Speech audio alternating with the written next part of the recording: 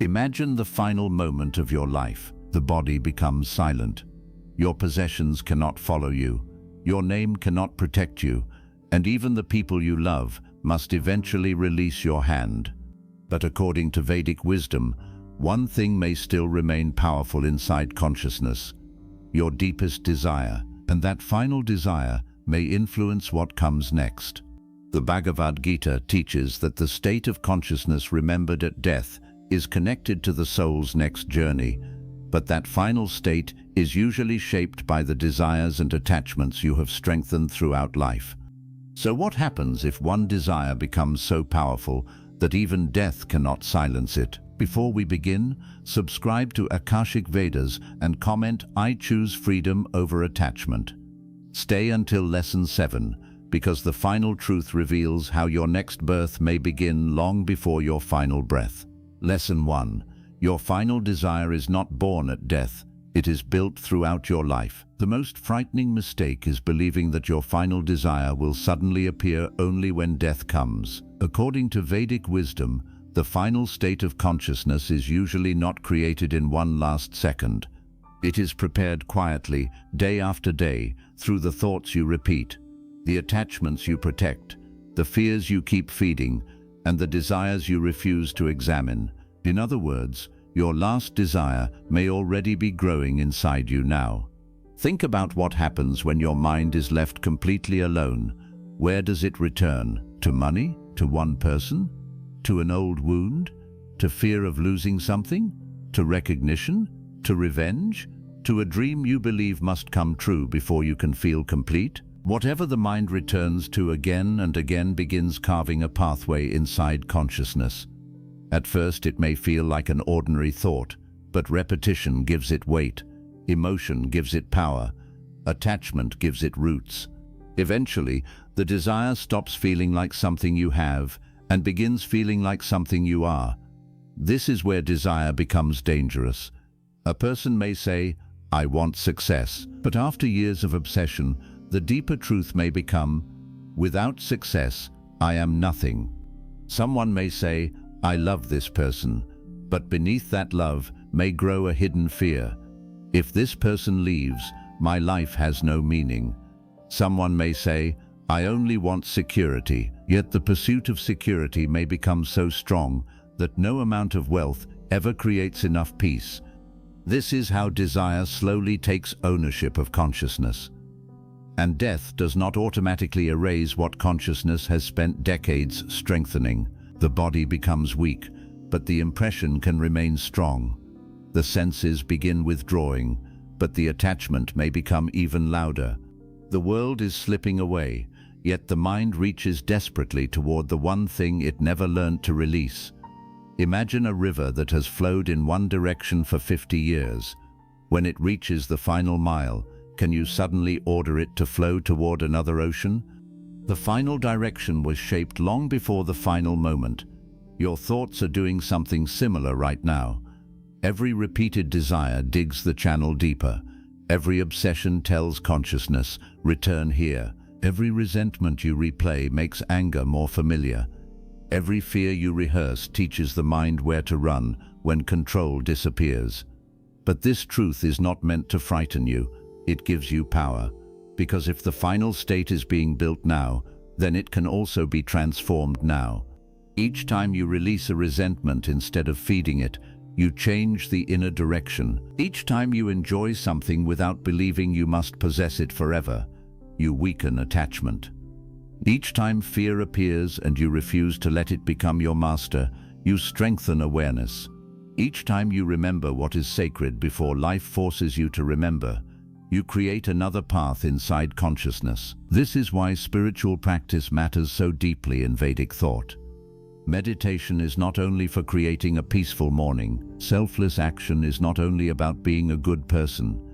Devotion is not only an emotion. These practices slowly teach consciousness where to return, because when the final moment comes, you may not have the strength to manufacture an entirely new mind. You may return naturally to what you have practiced most deeply, and this is the hidden power of habit. Whatever you repeatedly remember becomes easier to remember again. Whatever you repeatedly desire becomes easier to desire again. Whatever you repeatedly release becomes easier to release again. So the real question is not, what will my final desire be? The deeper question is, what desire am I strengthening every single day? Look at your life carefully. What do you believe must happen before you can finally be at peace? What do you fear losing more than anything else? What occupies your mind when the noise disappears? What are you still saying, I cannot let this go? That may be the desire you should understand before it becomes stronger than your freedom. Because according to Vedic wisdom, your final desire may not arrive as a stranger at the end of life.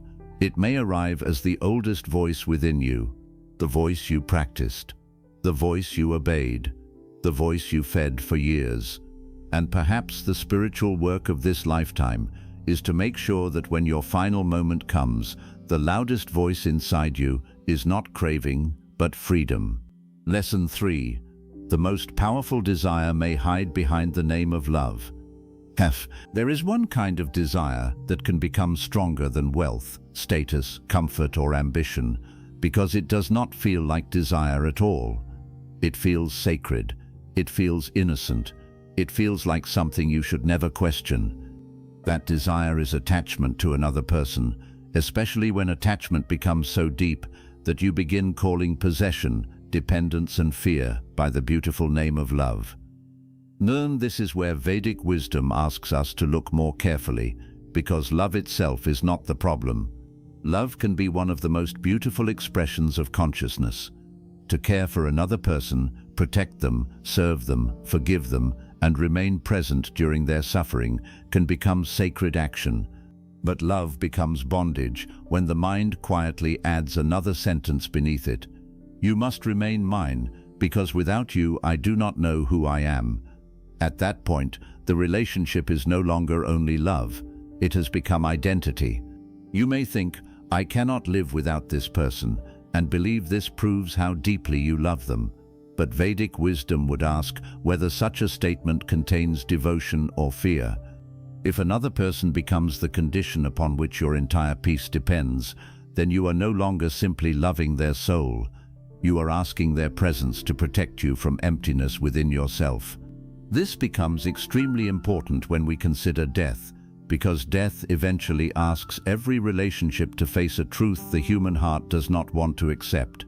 No physical relationship can remain in exactly the same form forever. One person may leave first.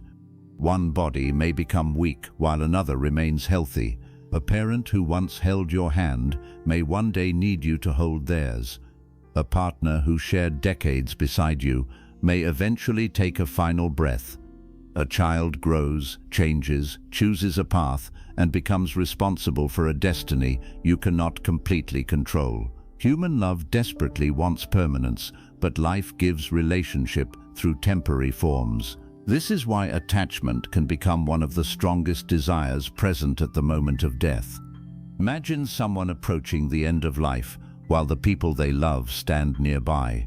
The body is losing strength, but the mind continues saying, I cannot leave them. What will happen to them without me? Who will protect them? Who will take care of them? I need one more year. I need one more conversation. I need to see one more event. I cannot go yet. These thoughts may arise from genuine love, but hidden inside them can also be powerful clinging. The body is being asked to release, yet consciousness keeps reaching backward. And this is exactly where love and attachment must be distinguished. Love says, I care for you deeply. Attachment says, therefore you must remain according to my desire. Love says, may your journey unfold according to what is right for you. Attachment says, your journey must continue in a way that protects me from pain. Love respects another soul. Attachment turns another soul into emotional property. This difference may be difficult to recognize while life is comfortable, because love and attachment often move together.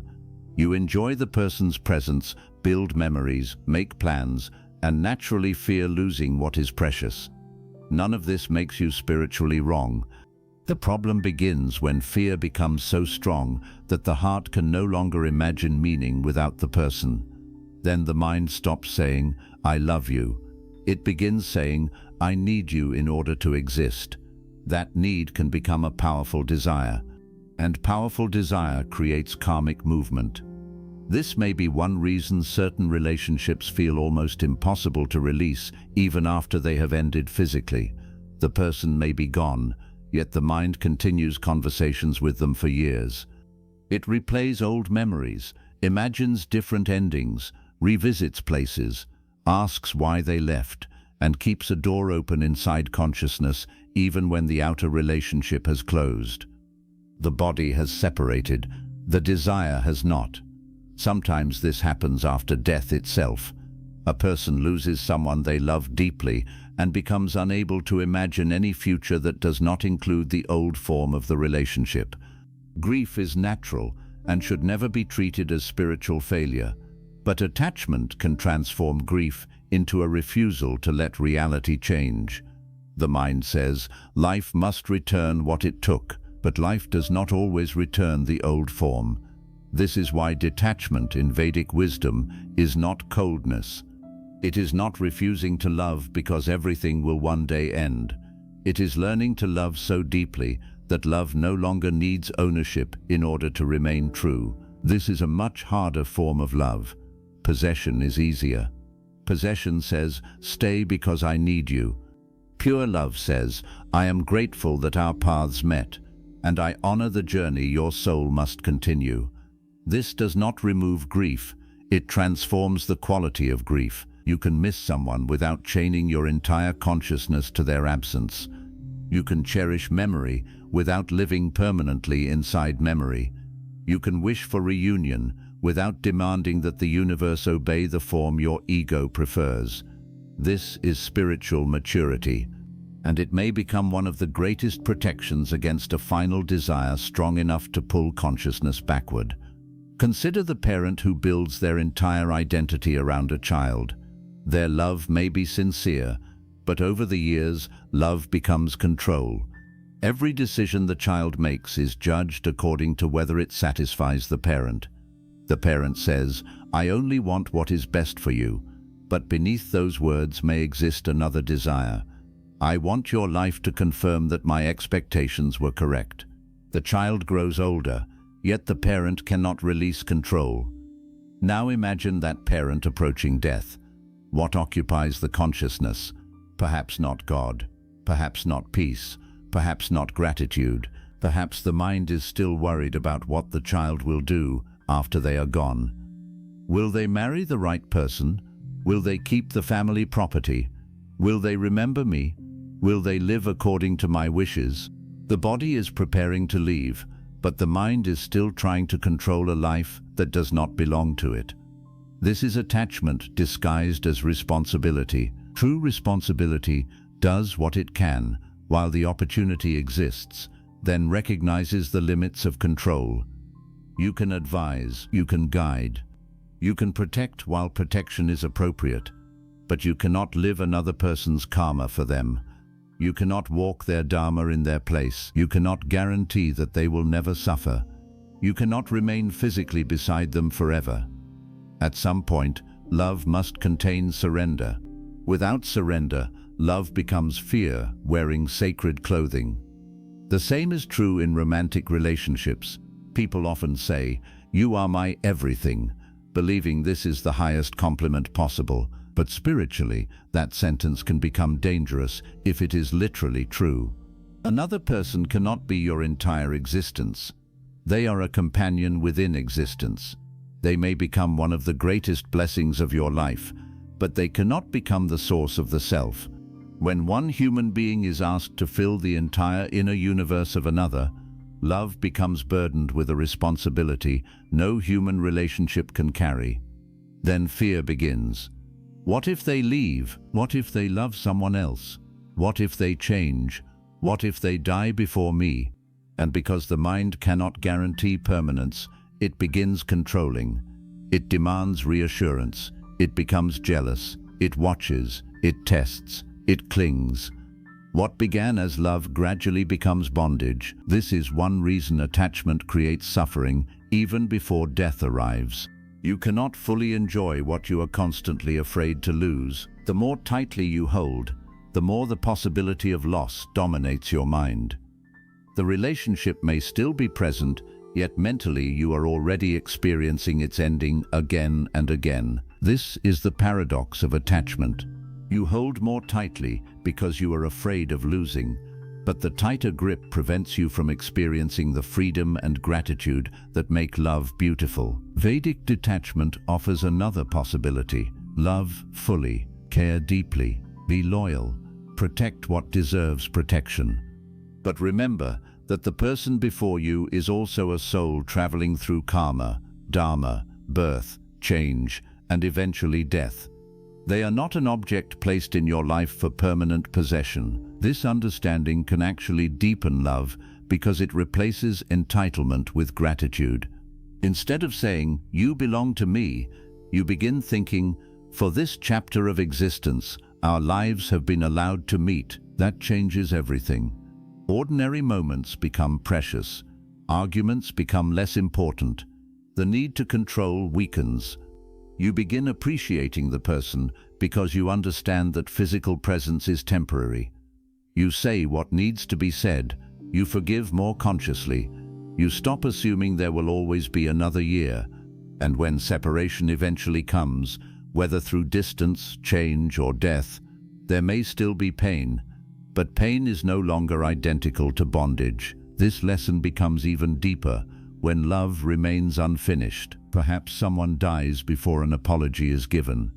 Perhaps two people loved one another but separated under painful circumstances. Perhaps a parent dies while conflict remains unresolved. Perhaps one person carries a final wish to see another person once more, but the meeting never happens. What happens to that powerful emotional movement? Vedic thought suggests that strong impressions and attachments can remain part of the subtle karmic continuity of consciousness. This does not mean every unfinished relationship guarantees another birth together, nor should every painful bond be romanticized as destiny. Karma is far more complex than that. But the principle remains important. What consciousness cannot release can continue creating movement. This is why forgiveness matters. Not because the person who harmed you always deserves renewed access to your life. Forgiveness and reunion are not the same thing. You may forgive someone internally and still maintain distance. You may release hatred without returning to a destructive relationship. You may accept that a story ended without approving everything that happened within it. This is freedom. Hatred can bind two people almost as strongly as love. Think about it. If someone betrayed you 10 years ago and you still replay the betrayal every day, that person may no longer be physically present, yet they still occupy enormous space inside your consciousness. You say, "I hate them," but your attention remains attached. You imagine conversations with them. You imagine proving them wrong. You imagine them regretting what they did. You imagine your success becoming revenge. The relationship ended outwardly but continues inwardly. This is why the opposite of attachment is not always separation. Sometimes the opposite of attachment is indifference born from understanding. You remember what happened, but it no longer controls the direction of your mind. The person becomes part of your history, not the ruler of your consciousness. This matters because your final desire may not always be something pleasant. A person can die wanting revenge. A person can die wanting someone to suffer. A person can die holding anger so powerful that the enemy becomes the final object of consciousness. Imagine the tragedy of spending the final moments of one incarnation, giving your deepest attention to the person who harmed you. The body is leaving everything behind, yet resentment remains the last thing you refuse to release. This is why forgiveness is not merely a gift to another person. It can become liberation for your own consciousness. You release because you refuse to carry another person's actions deeper into your own karmic journey. You say, "What happened mattered. I learned from it. I will protect myself from repetition." But I will not let this person become the final desire of my soul. That is strength, and it reveals another important truth. Attachment can form around pain just as easily as pleasure. You may be attached to being loved. You may also be attached to being wronged. You may become so identified with one wound that you no longer know who you are without telling the story. The wound becomes identity. The betrayal becomes identity. The person who hurt you becomes the center around which your entire emotional life revolves. Vedic wisdom invites you to ask whether consciousness is becoming freer through remembrance or more tightly bound. There is a time to process pain. There is a time to seek justice. There is a time to grieve. But there must also eventually be a doorway toward release. Otherwise, the person who harmed you may continue shaping your consciousness long after they have disappeared. This is why spiritual detachment must be practiced within relationships while everyone is still alive. Do not wait until death to learn how to release control. Practice now. When someone makes a choice you do not prefer, notice how quickly your mind wants to control the result. When someone you love becomes distant, notice whether your heart can remain loving without begging for ownership. When your children grow into independent adults, notice whether you can guide without trying to possess their future. When a relationship ends, notice whether you can accept reality without destroying your dignity, trying to force another person back. These moments are training. Every conscious release makes the heart lighter. Every time you say, "I love you, but I will not imprison you," consciousness learns a new form of love. Every time you say, "I miss you, but I will not lose myself chasing what has ended," attachment weakens. Every time you say, "I forgive, but I have learned enough not to return to the same wound," wisdom becomes stronger than compulsion. This does not make you emotionally distant. It can make you more capable of genuine intimacy because you no longer need to control another person to feel safe. Then love stops being a bargain. I will love you if you never change. I will love you if you never leave. I will love you if you give me what I need. Instead, love becomes presence. You are here now. I am grateful now. I will treat this relationship consciously now. And when life eventually changes its form, I will honor what was real without demanding that the form remain forever. This is one of the deepest spiritual meanings of non-attachment. It allows love to remain love without becoming the chain that determines the soul's direction. Ask yourself carefully, who are you most afraid to lose? Do not answer only with a name.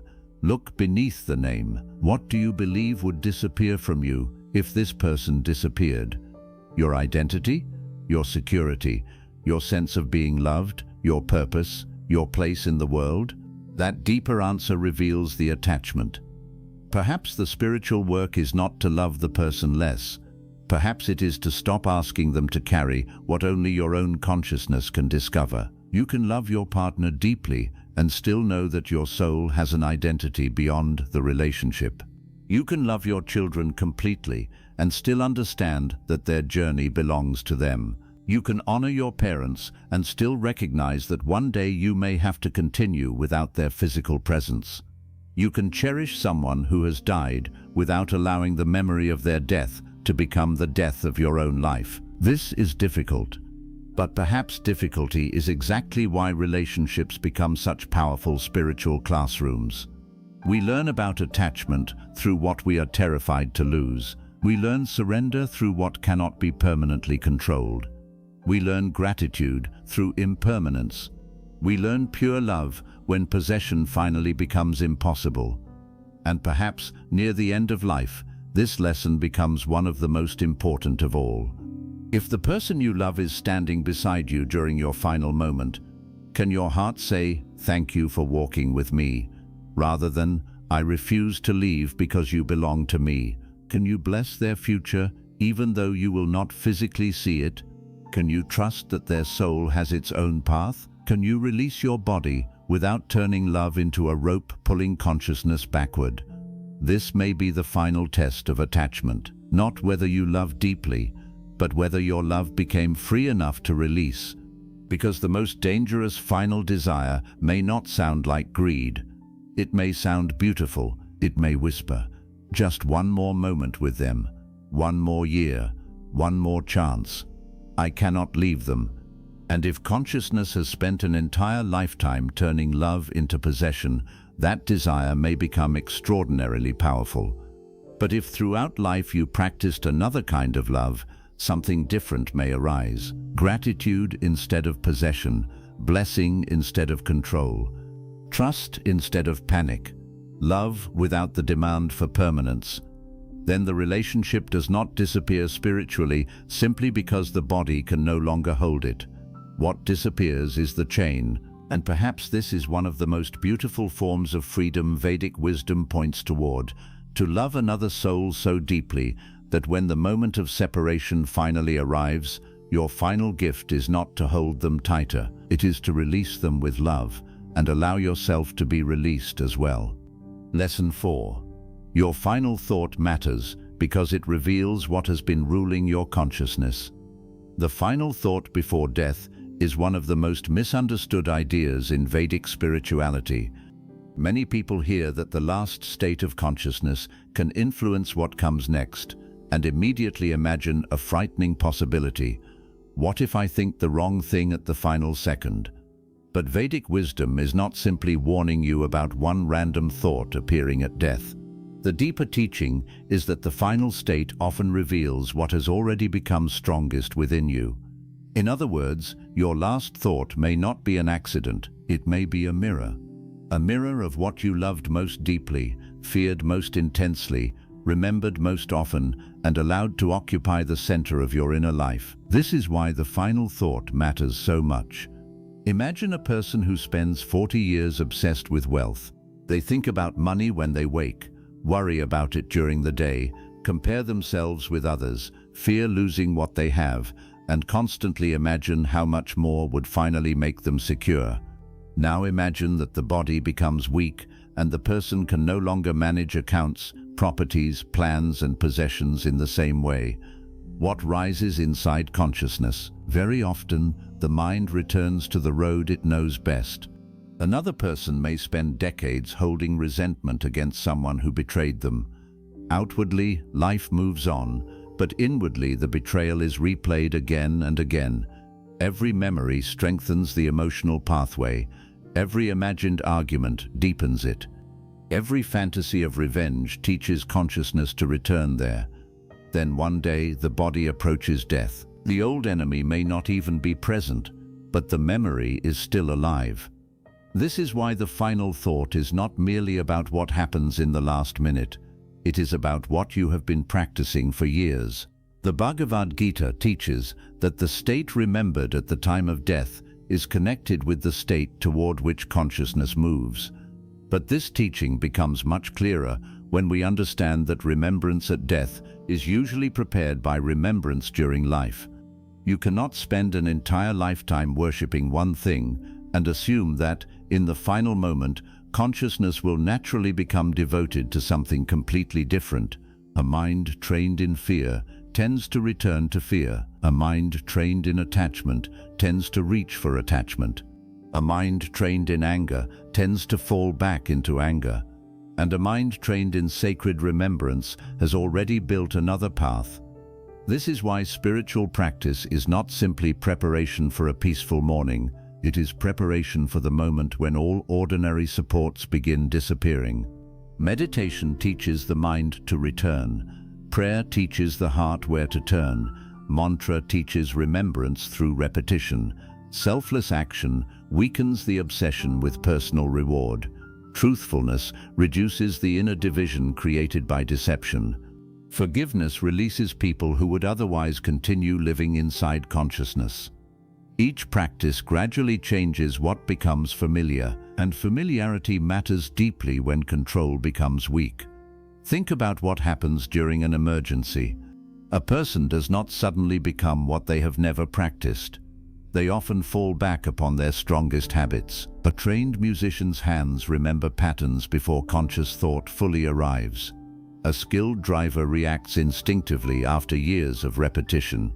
A frightened child calls the name associated with safety. In the same way, the mind under the pressure of death may return toward its deepest conditioning. This is why the final thought can reveal the true center of a life. During ordinary days, people can hide from themselves. You can say money is not important while thinking about it constantly. You can say you have forgiven while replaying the wound every night. You can say you trust the divine while panicking whenever life moves outside your control. You can speak beautifully about detachment while becoming emotionally destroyed by small losses. Death removes many of these performances. The body becomes too weak to maintain the same social identity. The roles begin falling away. The person can no longer hide behind career, appearance, status, possessions, or reputation. What remains? What thought keeps returning when the outer world is being taken away? That may reveal what truly owned the inner world. This is why death is described in many spiritual traditions as a great revealer. It does not necessarily create the attachment, it exposes it. It does not suddenly invent the fear, it uncovers the fear that was always beneath the surface. It does not create devotion out of nowhere. It reveals whether devotion became real enough to remain when everything else was disappearing. Imagine shaking a jar filled with clear water and heavy sediment.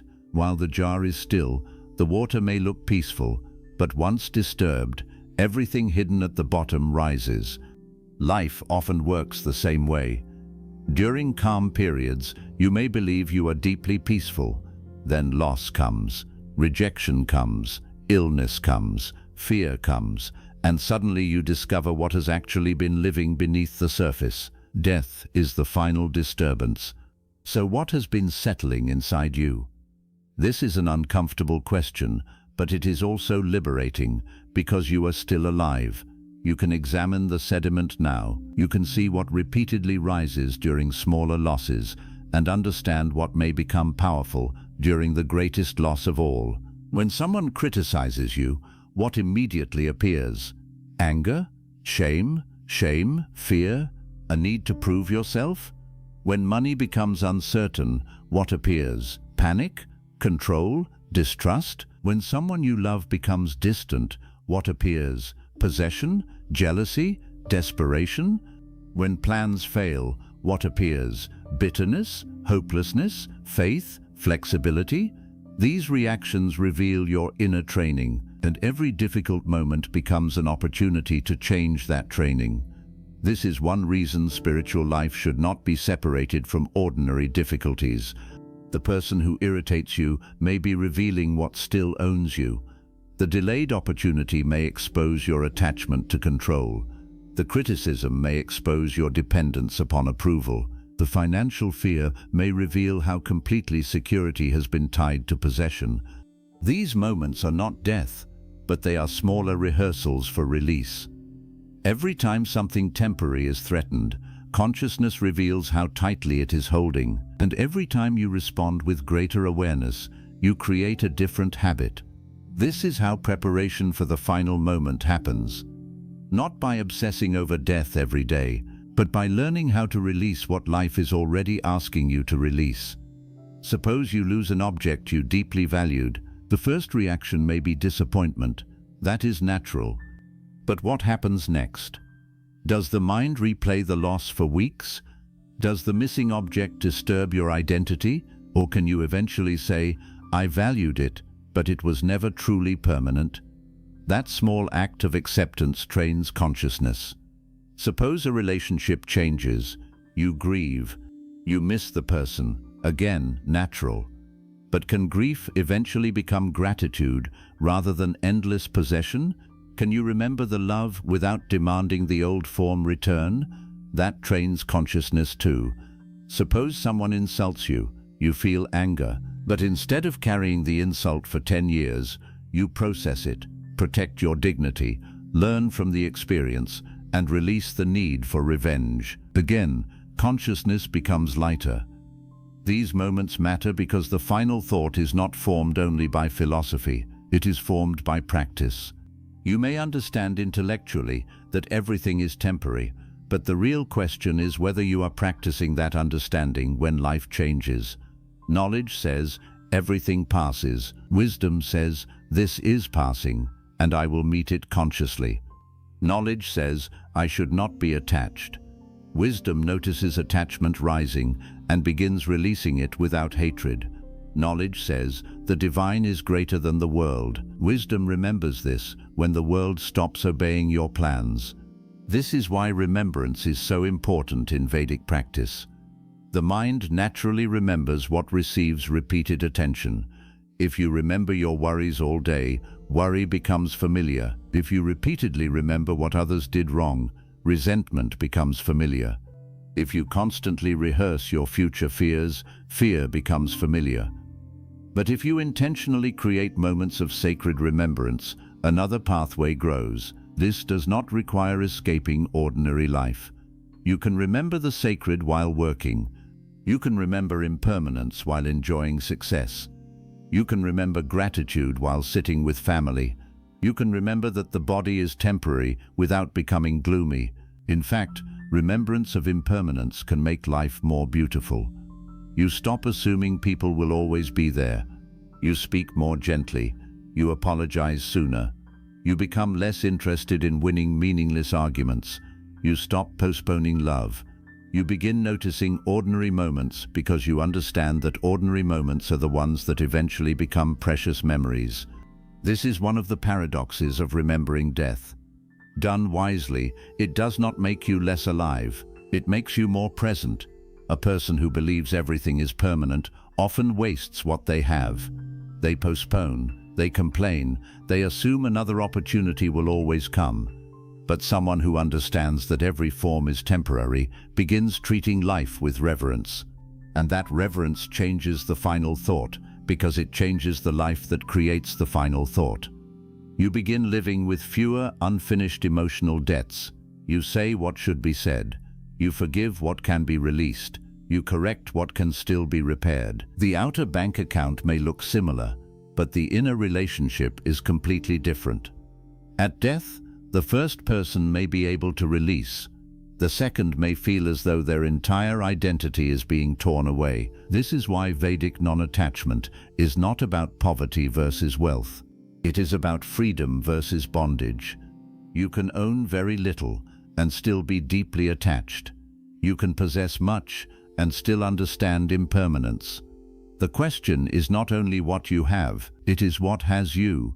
What can disturb your entire consciousness simply by threatening to disappear? That may be closer to the center of your final thought than you realize. The same applies to reputation. Many people spend decades constructing an image of themselves, successful, respectable, powerful, good, spiritual, important. Then they become trapped by the image. They cannot admit mistakes because the image must remain perfect. They cannot change because others expect consistency. They cannot speak honestly because approval feels too valuable. The image begins controlling the person who created it. But death does not care about public image. The body does not preserve reputation. Titles remain outside the room. The applause cannot enter the final breath. Then the question becomes painful. Who are you without the image? If you spent your entire life depending upon how others saw you, the loss of that identity may create deep fear. But if you gradually learn to live from inner integrity instead of public approval, another kind of freedom becomes possible. You can be misunderstood and still know what is true. You can lose status and still know who you are. You can become old without believing your value has disappeared.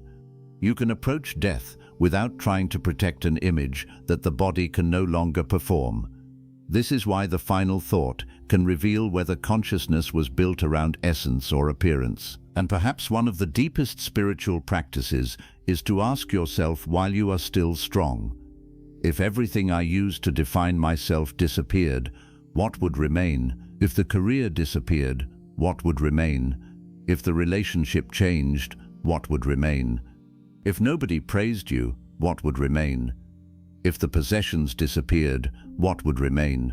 If the body became weak, what would remain? This is not a demand to abandon these things, it is an invitation to discover the consciousness beneath them.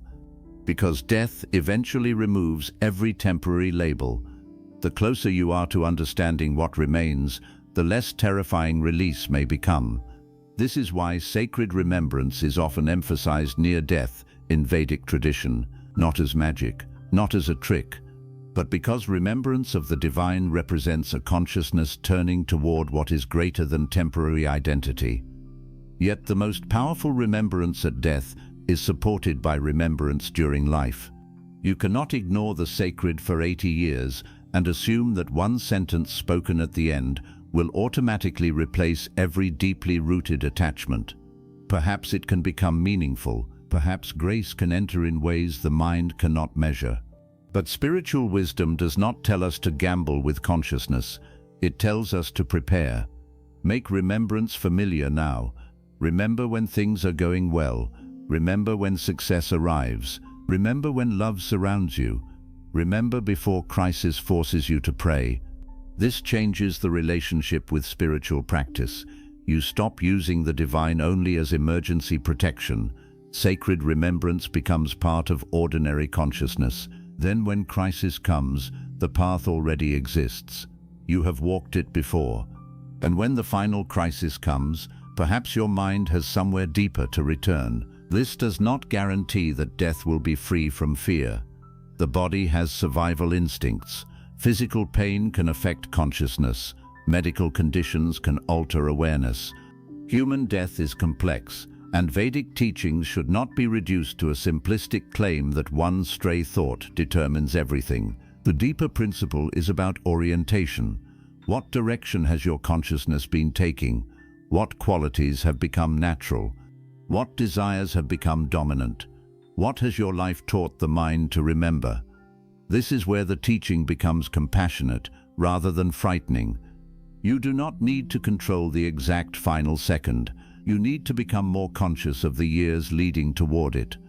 Do not live terrified that one unwanted thought will destroy your spiritual journey. Instead, build a life in which freedom, devotion, truth, gratitude, and awareness become increasingly familiar. Then the final thought is no longer an isolated test. It becomes the final note of a song you have been singing for years. And this is why your present life matters so much. What you repeatedly think today is shaping tomorrow's mind. What you repeatedly cling to is shaping tomorrow's attachment. What you repeatedly release is shaping tomorrow's freedom. What you repeatedly remember is teaching consciousness where home feels like. So ask yourself tonight, when everything becomes quiet, where does my mind naturally go? Toward fear? Toward one person? Toward money? Toward regret? Toward resentment? Toward the divine? Do not judge yourself immediately.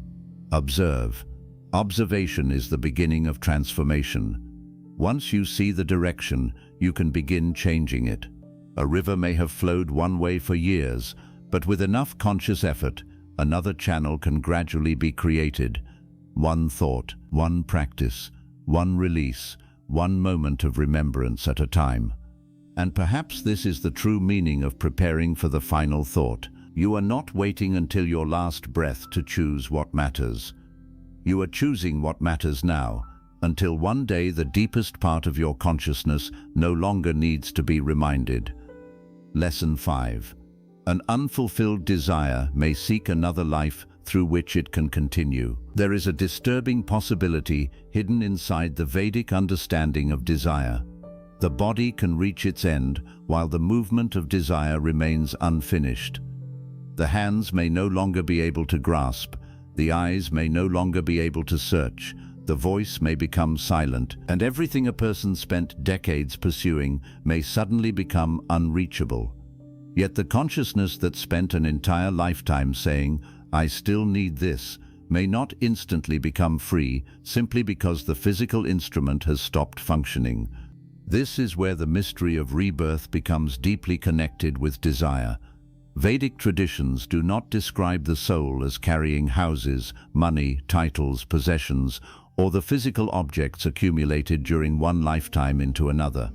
Those belong to the world of form, and the body eventually leaves them behind. What may continue, however, are subtle impressions, tendencies, attachments, unresolved karmic movements, and deeply rooted desires that shaped consciousness while the person was alive. The outer object is left behind, but the inner hunger may still remain. Imagine a man who spends 50 years chasing power.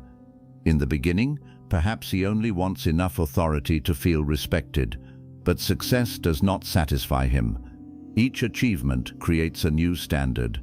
He reaches one position and immediately begins thinking about the next. He defeats one rival and begins fearing another. He gathers influence, yet instead of becoming peaceful, he becomes increasingly afraid of losing what he has gained. Eventually, power stops being something he possesses and becomes something through which he knows himself. Then age comes. The body weakens. People who once feared him begin making decisions without him. Younger people take positions he once controlled. The name that opened every door slowly loses its force. He sees clearly that everything he spent decades building is slipping from his hands, but instead of becoming detached, his desire grows more desperate. I cannot lose this. I should still be in control. They must remember who I am. I deserve more. Then death approaches. The position is gone. The office belongs to someone else. The body can no longer command anyone. Yet the hunger for power has not necessarily disappeared. What happens to that movement? According to the logic of Vedic karma, a powerful unresolved tendency can continue influencing the direction of consciousness. The next birth is not simply a reward where the person receives exactly what they wanted. Karma is not a cosmic shopping system. The desire may instead contribute to conditions through which consciousness encounters the very lesson it failed to understand. The person who demanded control may experience circumstances where control cannot easily be obtained. The one who built identity around superiority may encounter conditions that demand humility. The one who could not tolerate being ignored may enter experiences where inner worth must be discovered without admiration. This is what makes karma more profound than punishment. Karma educates through experience. The soul may chase an object because it imagines that object contains completion, but experience eventually reveals whether that promise was true. When consciousness refuses to understand the lesson, the movement continues. Another situation appears, another relationship, another opportunity. Perhaps, according to traditions of rebirth, another incarnation. The scenery changes, but the question remains. How long will you keep asking the temporary world to give you something permanent? Consider another person whose deepest desire is wealth. They work relentlessly, not simply to provide for themselves or their family, but because wealth becomes the proof that they matter. The first amount is not enough. The second amount creates only temporary relief. The larger the fortune becomes, the more frightened they become of losing it. They begin measuring every person through usefulness, every relationship through financial advantage, and every decision through accumulation. People may look at them and think they have everything. Inside, they still feel poor, because the deepest poverty is no longer the absence of money. It is the inability to feel enough. Then death appears and presents a brutal truth. Every account remains behind. The land remains, the buildings remain, the jewelry remains, the money changes names. The person who spent decades saying mine discovers that the body itself was also temporary. Imagine the force of that realization. If consciousness never learnt detachment while living, the body is releasing everything, yet the mind is still counting. The world is closing, yet the desire says, I did not finish. This is why Vedic teachings repeatedly warn about craving. They are not saying wealth itself is evil. Wealth can feed families, build institutions, educate children, support temples, relieve suffering, and allow great service. The spiritual danger is not possession alone, it is identification. Do you have wealth, or does wealth have you? Can you lose something and still know who you are? Can you give without feeling that part of your identity has been torn away? Can you enjoy abundance without believing abundance makes you spiritually superior? These questions reveal whether possession has become bondage. If desire remains strong enough, then from the perspective of rebirth, it may help shape the field in which another lesson unfolds. A consciousness obsessed with possession may be drawn toward conditions in which possession becomes central again, or perhaps toward conditions where the instability of possession becomes impossible to ignore. Karma does not merely repeat the object, it repeats the lesson until understanding changes. This is why two lives may look completely different outwardly while carrying the same spiritual problem. One person may be wealthy and terrified of loss, another may be poor and equally obsessed with becoming wealthy. Their external circumstances differ, but both consciousnesses may revolve around the same belief. Money will decide whether I am complete. The karmic lesson is not determined only by how much each person owns. It is determined by what consciousness believes money can provide. The same principle applies to recognition. A person may spend an entire lifetime wanting to be seen. Perhaps as a child they felt invisible. No one praised them, listened to them, or recognized what they carried. Later, they begin seeking attention through achievement. At first, success feels healing. People finally notice, their name appears. Others congratulate them, but something strange happens. The attention disappears quickly. Yesterday's applause does not satisfy today's insecurity, so the person needs another achievement, another audience, another victory, another proof. They are no longer creating because the work is meaningful. They are creating because silence now feels unbearable. The deepest desire becomes, "Do not forget me." Then death comes, and death is the ultimate loss of public control. You cannot determine how long people will speak your name. You cannot force future generations to admire you. You cannot monitor whether the world remembers your accomplishments. A person who has never developed inner worth may experience this release as terrifying because everything that confirmed identity is disappearing at once. That final desire to remain important may become extremely powerful. Remember me. Do not let my name disappear. I must leave something that proves I existed. Again, there is nothing wrong with meaningful legacy. Creating something valuable for future generations can be an expression of Dharma. The danger comes when legacy becomes a desperate attempt to defeat impermanence. Nothing in the world of form remains unchanged forever. Civilizations disappear, languages transform, buildings collapse, names that once shook kingdoms become forgotten. If your peace depends upon being remembered indefinitely, the world cannot fulfill the promise. The soul must eventually discover a source of worth deeper than public memory. Perhaps this is why an unfulfilled desire may contribute to another incarnation. Consciousness still seeks an answer it has not found. It says, "Perhaps next time I will finally become important enough." Then another stage appears, another body, another identity, another opportunity to chase the same promise. But if the underlying belief does not change, even success may produce the same emptiness again. This is samsara at the level of desire. Not merely birth followed by death, followed by another birth, but hunger followed by pursuit, followed by temporary satisfaction, followed by hunger again. The wheel turns inside consciousness before it ever turns between lifetimes. You can watch samsara happening within a single afternoon. You desire something, you obtain it, you enjoy it, the excitement declines. Another desire appears, the mind begins running again. What happens over minutes can also happen over decades. And Vedic wisdom asks whether the same pattern can continue across births until knowledge finally appears. This is why the real enemy is not the object. It is ignorance about what the object can actually provide. A beautiful house can provide comfort. It cannot guarantee peace. A loving partner can provide companionship. They cannot complete the entire self. Success can open opportunities. It cannot permanently remove insecurity. Pleasure can create enjoyment. It cannot end craving forever. Once consciousness understands the proper place of each experience, desire becomes lighter. You can enjoy the world without asking the world to become God.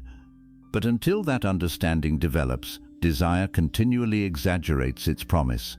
It whispers, "This next thing will finally complete you," and the mind believes, again and again. This is why an unfulfilled desire can be so powerful at death. It carries not only the desire for an object, but the hidden belief attached to it. I need this to become whole. If death arrives before the object appears, consciousness may still feel unfinished. But here is something even more subtle. Sometimes receiving the object does not finish the desire either. A person may finally marry the person they chased for years, yet attachment becomes stronger. A person may finally become wealthy, yet fear of losing wealth becomes greater. A person may finally defeat the rival they hated, yet the victory creates no peace because the mind quickly finds another enemy. Fulfillment of desire does not necessarily create freedom from desire. Sometimes it feeds the structure that created the desire in the first place. This is why Vedic liberation cannot be reduced to get everything you want before you die. No human being can complete every desire. Desire multiplies faster than life can satisfy it. Suppose you had another 100 years. Would the mind finally say, "Enough"? Perhaps not. It may simply create another 100 years of wanting. This is why the true preparation for death is not completing every external wish. It is understanding desire itself. What does the desire promise? What fear sits beneath it? What identity is attached to it? What do you believe will happen inside you if the object appears? Suppose your deepest desire is to become respected. Ask why. Perhaps the answer is, because I want people to know I matter. Then ask another question. If no one respected me, would I still believe I have value? Now you have moved beneath the desire. The real wound may not be lack of respect. It may be lack of inner worth. If inner worth heals, respect can still be appreciated, but it no longer owns consciousness. Suppose your strongest desire is for one specific person to return. Ask why. Because I love them. Go deeper. What do I believe their return would give me? Perhaps safety. Perhaps proof that you are lovable. Perhaps relief from rejection. Perhaps restoration of an identity you lost when they left. Now the real work becomes visible. If you heal the wound beneath the desire, you may still love the person, but the desire changes from desperation to openness. You can say, "I would welcome reconciliation if it is truthful, but my soul will not remain imprisoned until it happens." That is freedom. Suppose you desperately desire revenge. Ask what revenge promises.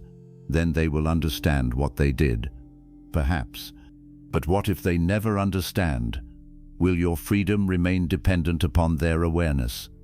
You may need justice, boundaries, or accountability, but do you need hatred to survive indefinitely? If your peace requires the enemy to suffer, the enemy still controls your consciousness. This is how a desire for revenge can become karmically binding. The relationship may be over, the person may be gone, yet consciousness continues traveling toward them through thought. Every night you imagine their punishment. Every success becomes an attempt to make them jealous. Every conversation returns to their betrayal. Years pass, and the person you claim to hate receives more attention from your mind than the people you claim to love. Imagine carrying that movement toward death. The enemy is absent, but their image remains powerful. What a tragic final attachment. This is why release is not weakness. Release means refusing to let another person's wrongdoing become the destination of your soul. You can remember, you can learn, you can protect yourself, you can seek justice where appropriate. But eventually consciousness must decide whether it will continue traveling around the wound forever. The same principle applies to regret. An unfinished desire may take the form of something you wish you had done. I should have told them I loved them. I should have pursued that path. I should have apologized. I should have spent more time with my family. Regret can become extremely powerful near death because the future that once seemed endless suddenly becomes limited. People often discover at the end what actually mattered. A person who spent 40 years working may suddenly wish for one ordinary dinner with their children. Someone who protected pride for decades may wish for one final conversation with a sibling. Someone who postponed a dream may realize that the opportunity is gone.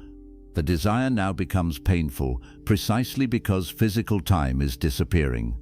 This is why Vedic wisdom encourages conscious living before death. Do what can be repaired while you can repair it. Say the words while there are ears to hear them. Ask forgiveness while both bodies are still present. Express gratitude while the relationship still exists. Begin the meaningful work before the body becomes too weak to carry it.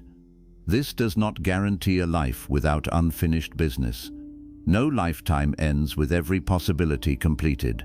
But conscious living reduces the number of avoidable chains consciousness carries. You do not want the final hours to become crowded with truths you refuse to face for decades. And yet, even when something cannot be completed outwardly, inner completion may still be possible. Perhaps the person you need to apologize to has already died. You cannot change the past, but you can acknowledge the harm honestly. You can transform how you treat others. You can refuse to repeat the action. You can offer service from the wisdom gained. Outward completion may be impossible, but karmic direction can still change through present consciousness. Perhaps a dream became impossible. The body aged. Circumstances changed. The opportunity truly passed. You can spend the rest of life fighting reality, or you can ask what the desire was really trying to express. Maybe you wanted to become an artist because creativity mattered. The original career may no longer be possible, but creativity can still be lived in another form. Maybe you wanted a particular relationship because you longed for love. That one person may never return, but your capacity for love does not belong exclusively to them. Maybe you wanted recognition because you wanted to contribute. Perhaps contribution can continue without fame. Wisdom separates the essence of a desire from the exact form through which the ego demanded fulfillment. This can produce enormous freedom. The ego says, "It must happen exactly this way." The soul asks, "What truth was I actually seeking through this?" Sometimes the desire can be transformed rather than simply suppressed. This distinction matters. Suppression says, "I should not want this," while secretly wanting it with the same intensity. Transformation says, "I understand what this desire is seeking, and I can meet its deeper need consciously." Suppressed desire may remain hidden, gathering force below the surface. Transformed desire becomes wisdom. A person may suppress the desire for admiration and outwardly pretend to be humble, but inwardly they become angry whenever someone else is praised. The desire is still there. It has only learned spiritual language. Another person recognizes, "I deeply want recognition because I am uncertain of my own worth." They begin working on the wound rather than pretending the desire does not exist. Over time, praise becomes pleasant but not necessary. That person has transformed attachment. This is why honest self-observation is essential. Spirituality can become another place where desire hides. A person may say, "I want enlightenment," but beneath that statement may be the same old ego saying, "I want to become more special than everyone else." They may collect teachings, experiences, teachers, rituals, and spiritual identities while remaining obsessed with superiority. The object changed from money to spirituality. The structure of desire remained unchanged. This is a profound danger. The ego can desire heaven. It can desire liberation. It can desire mystical experiences. It can desire to be known as pure. The question is always the same: who is demanding this, and what does it believe fulfillment will prove? This is why Vedic practice includes not only devotion, but self-inquiry. You must examine the one who desires, not to destroy personality, but to reveal which desires serve Dharma and which desires reinforce bondage. A desire aligned with Dharma can move you toward service, truth, discipline, learning, compassion, and responsibility. But even a noble desire must eventually be held without obsession over the result. You can work for justice while accepting that you may not see complete justice in your lifetime. You can teach without controlling whether every student understands. You can raise children wisely without owning their future. You can create something meaningful without demanding eternal recognition. This is action without bondage. The Bhagavad Gita repeatedly points toward acting without attachment to the fruits of action. The teaching is not passivity. Arjuna is not told to abandon responsibility. He is told to act while relinquishing the ego's compulsive demand to control every outcome. This becomes directly relevant to rebirth. If action is performed with intense attachment to result, the result continues occupying consciousness. I must receive this. I must avoid that. I must be praised. I must win. The mind becomes tied to what follows.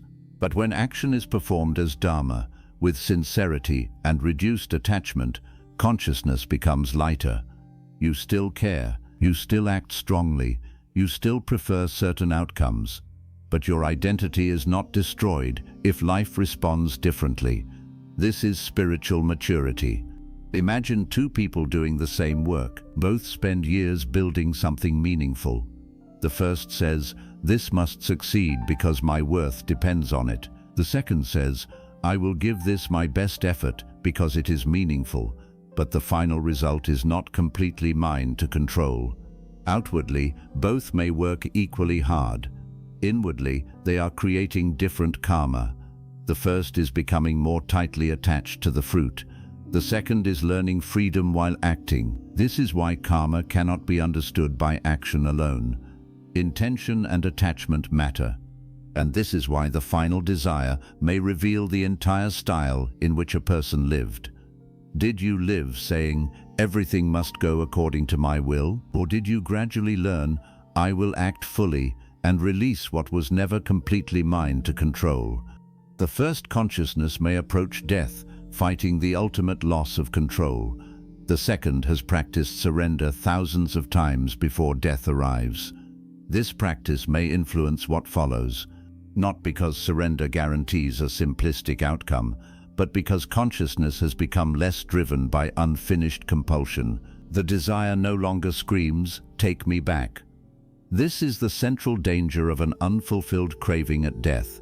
It can create a sense of incompletion so strong that consciousness remains oriented toward another experience through which the movement may continue. Imagine an archer releasing an arrow.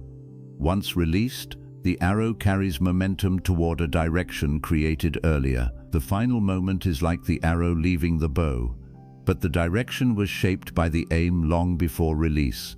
Your deepest tendencies are part of that aim. Your attachments are part of that aim. Your habits of thought are part of that aim. Your devotion is part of that aim. Your awareness is part of that aim.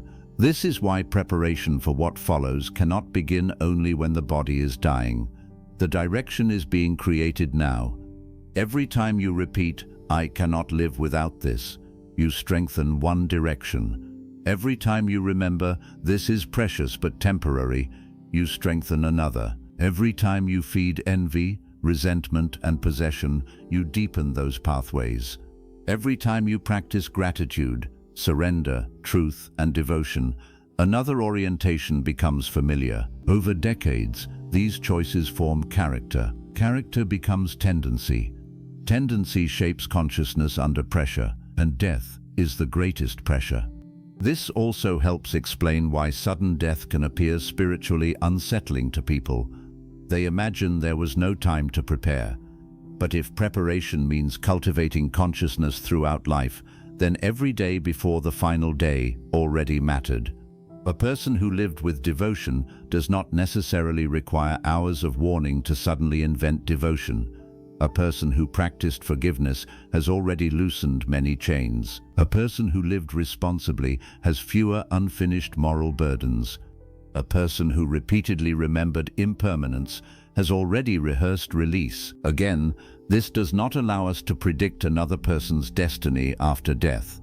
Vedic traditions are complex, and no human observer can reduce the soul's journey to a simple formula. The lesson is for your own life. Do not postpone the inner work. Do not say, "I will become detached when I am old." You do not know how long the body will remain. Do not say, "One day I will forgive." The resentment is growing while you wait. Do not say, "After I become successful, then I will become spiritual." Success may strengthen the very attachment you plan to release later. Do not say, "Once I have everything I want, I will stop wanting." The history of human desire gives little reason to believe this. Freedom must be practiced while desire is active. When you want something strongly, that is the moment to observe. Can I pursue this without losing myself? Can I accept if it does not arrive? Can I remain ethical while seeking it? Can I walk away if obtaining it requires destroying my integrity? Can I enjoy it without believing it will remain forever? These questions transform desire from unconscious force into conscious choice. And perhaps one of the greatest signs that a desire has become dangerous is when you are willing to betray Dharma to obtain it. You lie because you want the position. You manipulate because you want the relationship. You exploit someone because you want the money. You destroy another person's reputation because you want victory. You abandon your values because you cannot tolerate losing. At that moment, desire has already become stronger than conscience, and every action performed under that desire creates further karmic consequences. Now the desire is no longer one chain, it is producing many. The craving for wealth creates dishonesty. The dishonesty creates guilt and harm. The harm creates consequences in relationships. The consequences create resentment. The resentment creates further action. One desire becomes an entire karmic web.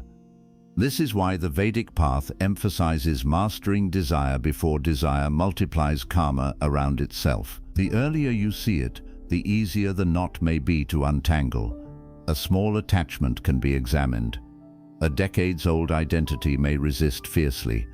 But even long-established patterns are not beyond awareness. The fact that you can observe a desire already means you are not identical to it. This is profoundly important. If you can say, "I notice that I desperately want recognition," then there is already something within you capable of observing the craving. That witnessing awareness is not the craving itself. The desire comes, it intensifies, it changes. It may eventually disappear. Awareness notices. This is the doorway toward freedom. You do not need to obey every movement simply because it appears inside your mind. A thought can arise without becoming action. A desire can arise without becoming identity. A memory can arise without becoming destiny. This is where conscious human life becomes precious. There is space between impulse and response. Karma has given you tendencies, but awareness gives you the possibility of responding differently. Perhaps this is why rebirth should not be understood fatalistically. The fact that past tendencies influence you does not mean you are helpless. If everything were fixed, spiritual practice would be meaningless. The entire Vedic path assumes transformation is possible. You can purify intention, you can redirect attention, you can weaken attachment. You can turn selfish desire towards service. You can convert resentment into wisdom. You can transform craving into devotion. This may change the movement of karma itself. Imagine a river again. For years it has flowed through one channel. You cannot pretend the channel does not exist. But with sustained effort, another channel can gradually form. At first, the old direction feels automatic. You become angry immediately. You crave immediately. You compare immediately. You cling immediately. Then awareness enters. You notice after the reaction. Later, you notice during it. Eventually, you notice before acting. Now choice becomes possible. This is spiritual progress. Not that desire never appears, but that desire no longer commands automatically. You can say, I see you, but I do not have to follow you. Every time you do this, the karmic magnet weakens. Imagine reaching the final stage of life after years of such practice. There may still be desires. You are human. You may still love your family, prefer certain outcomes, and feel sadness about leaving. But the relationship has changed. Instead of, I cannot leave because I must have more, there may be gratitude. I was given enough to learn. Instead of, this is mine, there may be recognition. This was entrusted to me temporarily. Instead of, I must control what happens after I am gone, there may be surrender. They have their own journey. Instead of, I failed because every dream was not completed, there may be peace. Not every desire needed completion. This is a very different consciousness. The body may face the same death. The inner movement is different. One person reaches backward, another releases. One says, more, another says, thank you. One is still negotiating with impermanence. Another has understood. Perhaps this difference is one of the deepest factors Vedic teachings want us to consider when speaking of death and rebirth. The final desire is not powerful because some cosmic authority arbitrarily chooses to punish you for wanting something. It is powerful because desire creates direction, a consciousness that still moves desperately toward the temporary remains, oriented toward experience. A consciousness that increasingly understands the temporary may become capable of moving differently. This leads toward the larger Vedic ideal of liberation. Moksha is not simply receiving the perfect next life. It is freedom from the compulsive need for another life to satisfy what this one could not. Think about how revolutionary that is. Most people ask, how can I get a better next birth? The deeper spiritual seeker eventually asks, what keeps creating the need for repeated becoming? Desire, attachment, ignorance, identification. The feeling that something outside must complete what consciousness believes is missing. As long as that movement remains, the wheel has fuel. Every unexamined desire adds something to the fire. Every act of awareness removes something. This does not mean you must become afraid of wanting anything. Fear of desire can itself become another attachment. The goal is understanding. Enjoy food without making pleasure your God. Love without possession. Build without believing your creation will last forever. Earn without sacrificing integrity. Dream without turning the dream into a condition for worth. Act strongly while remembering that results are never completely yours. This is how ordinary life becomes preparation for liberation. Perhaps you will still be reborn. Perhaps many lessons remain. No honest spiritual teaching should pretend we can calculate such mysteries from one desire alone. But you can know one thing with certainty about your present life. Every day you are either strengthening bondage or strengthening freedom. Every time you say, I must have this or I am nothing, bondage strengthens. Every time you say, I value this deeply, but my being is larger than this, freedom strengthens. Every time you cling to an ending that has already happened, bondage strengthens. Every time you accept reality without abandoning wisdom, freedom strengthens. Every time you use another person to prove your worth, bondage strengthens. Every time you love without ownership, freedom strengthens. And when the final moment eventually arrives, these countless choices may gather into one powerful direction. Perhaps then the soul will not be asking, what did I fail to obtain? Perhaps it will be asking, what have I finally understood? That is the difference between an unfinished desire and a completed lesson. The desire says, give me another chance to possess. Wisdom says, I no longer need possession to be complete. The desire says, let me return and prove myself. Wisdom says, my worth was never dependent upon proof. The desire says, I cannot leave them. Wisdom says, I love them enough to release their journey and mine. The desire says, I need one more lifetime. Wisdom asks whether the need itself has finally ended. This is why your greatest spiritual work may not be accomplishing every desire before death. It may be reaching the point where unfinished desires no longer terrify you. There will always be another book you could read, another place you could visit, another conversation you could have, another project you could begin. No one completes every possibility. Peace cannot depend upon finishing infinity. Peace comes when consciousness understands that life was never meant to satisfy every imaginable desire. It was meant to awaken wisdom through experience.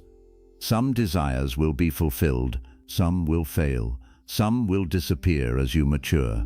Some will reveal hidden wounds. Some will redirect you toward Dharma, and some may become the very chains you must consciously release. So examine the desire you believe you cannot live without. Do not merely ask whether you will obtain it. Ask what it is doing to you while you pursue it. Is it making you more truthful or more deceptive, more compassionate or more selfish, more disciplined or more desperate, more peaceful or more afraid? Would you betray yourself to get it? Would you destroy someone else to keep it? Would you still recognize who you are if it disappeared tomorrow? These questions reveal whether the desire serves your life or whether your life has begun serving the desire. Because eventually, every body reaches the same doorway. Everything physical remains behind. At that moment, the question may no longer be how much you acquired. The question may be what still has the power to pull your consciousness backward. One unresolved desire can feel heavier than a lifetime of possessions. One obsession can become louder than every achievement. One attachment can continue whispering, I am not finished. And according to Vedic wisdom, that unfinished movement may become part of what turns consciousness toward another field of experience, another lesson, another body, another opportunity to discover what desire could never permanently provide. But you are not powerless before that possibility. You are alive now. You can examine the desire now. You can understand its promise now. You can heal the wound beneath it now. You can practice enjoying without possessing, acting without clinging, loving without controlling, and releasing without becoming empty. Then perhaps when the body eventually says, this lifetime is complete, consciousness will not answer with desperation. Perhaps it will answer with something far lighter. I received what I needed to learn. And when that understanding becomes deeper than craving, the desire that once demanded another chapter may finally lose the power to write one. Lesson 6. Freedom does not come from fulfilling every desire. It comes when desire can no longer rule you. There is a promise the human mind repeats almost every day, and most people spend their entire lives believing it without ever questioning whether it is true. The promise sounds simple. Once I get what I want, then I will finally become peaceful. The object changes from one stage of life to another, but the promise remains exactly the same. When you are young, you may believe peace will come when people accept you. Later, you believe it will come through love, success, money, recognition, marriage, children, a particular home, a certain position, or one great achievement. The mind keeps moving the destination forward, always convincing you that completion exists just beyond the next desire. Then something remarkable happens. Sometimes you actually receive what you wanted, and for a while the mind becomes quiet. The person finally chooses you, the opportunity arrives, the money comes, the recognition appears, the house becomes yours, the dream turns into reality, and you feel a wave of relief because the long struggle seems finished. But after some time, another voice rises. What if I lose this? What comes next? Why does someone else have more? How can I make sure this lasts? The desire has been fulfilled, yet freedom has not arrived. The object entered your life, but restlessness simply changed its clothing. This is one of the deepest insights contained within Vedic spiritual philosophy. The problem is not merely that human beings fail to obtain everything they desire. The deeper problem is that the mind keeps creating the belief that peace depends upon something it does not yet possess. As soon as one gap is filled, another gap is imagined, and therefore a person can spend an entire lifetime moving from one form of incompleteness to another without ever investigating the mechanism producing the feeling of incompleteness itself. Imagine someone who has spent 20 years saying, "Once I earn enough money, I will relax." They finally reach the number they once considered enough. But now the mind has changed the definition. The person looks at people wealthier than themselves, notices new possibilities, fears inflation, worries about the future, and creates another financial target. What once looked like the destination becomes another milestone. The problem was never only the number. The problem was the belief that no present amount could ever be enough to allow consciousness to rest. This is why desire can become endless.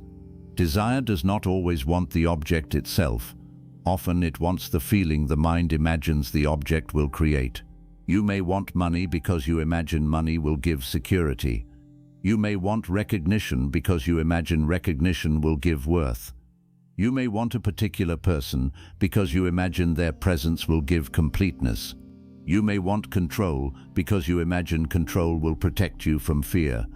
If the deeper wound remains untouched, the outer fulfillment may bring temporary relief without producing lasting freedom. Vedic wisdom, therefore, does not merely ask, "What do you want?" It asks something more difficult. What do you believe this desire will finally prove about you? That question goes beneath the object and enters the structure of consciousness itself. Suppose you desperately want to become respected.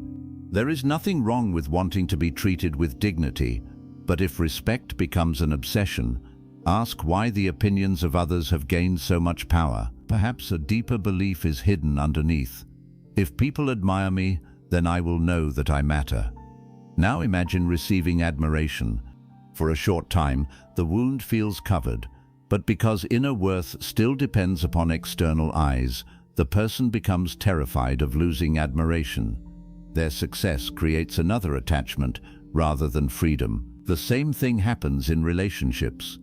Someone spends years longing for one person and believes, if they finally love me, I will become complete. The relationship begins and happiness appears, but soon another fear grows. What if they leave?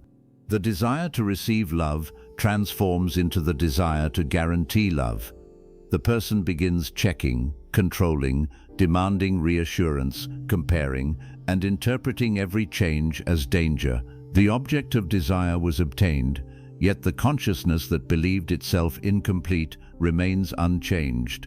This is why fulfillment can sometimes strengthen bondage rather than end it. The mind learns, this object gave me relief, therefore I must protect it, repeat it, increase it, or make sure it never disappears. Pleasure becomes attachment, achievement becomes identity, love becomes possession, security becomes fear of loss. What began as a desire to obtain something becomes a struggle to prevent its disappearance. And everything in the material world is capable of disappearing. That is the problem attachment can never solve. No amount of holding can make the temporary permanent. No amount of wealth can prevent every change. No relationship contract can guarantee that two bodies will remain together forever. No public reputation can guarantee permanent admiration. No physical beauty can defeat aging. No career can promise that the world will always need the same role. No body can make a permanent agreement with time. The person who depends upon impermanent things for permanent identity therefore lives with an invisible fear even during moments of success. This is why Vedic non-attachment is not a philosophy of refusing to live.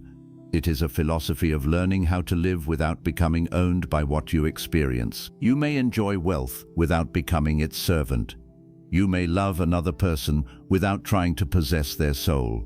You may build a career without making the title equal to your identity. You may create something beautiful without demanding that it survive forever. You may pursue meaningful goals while understanding that results are never completely under your control. This inner freedom is sometimes expressed through the idea of vairagya, dispassion or non-attachment, but vairagya should not be mistaken for emotional deadness. A detached person is not someone who feels nothing. In fact, such a person may be capable of feeling more deeply because fear of possession no longer contaminates every experience. Imagine watching a sunset while knowing it will soon disappear. Does the temporary nature of the sunset make it meaningless? No. It may make you pay more attention. You look carefully because you know the colors will change. You appreciate what is present rather than demanding that the sky remain frozen forever. This is a beautiful image of non-attachment.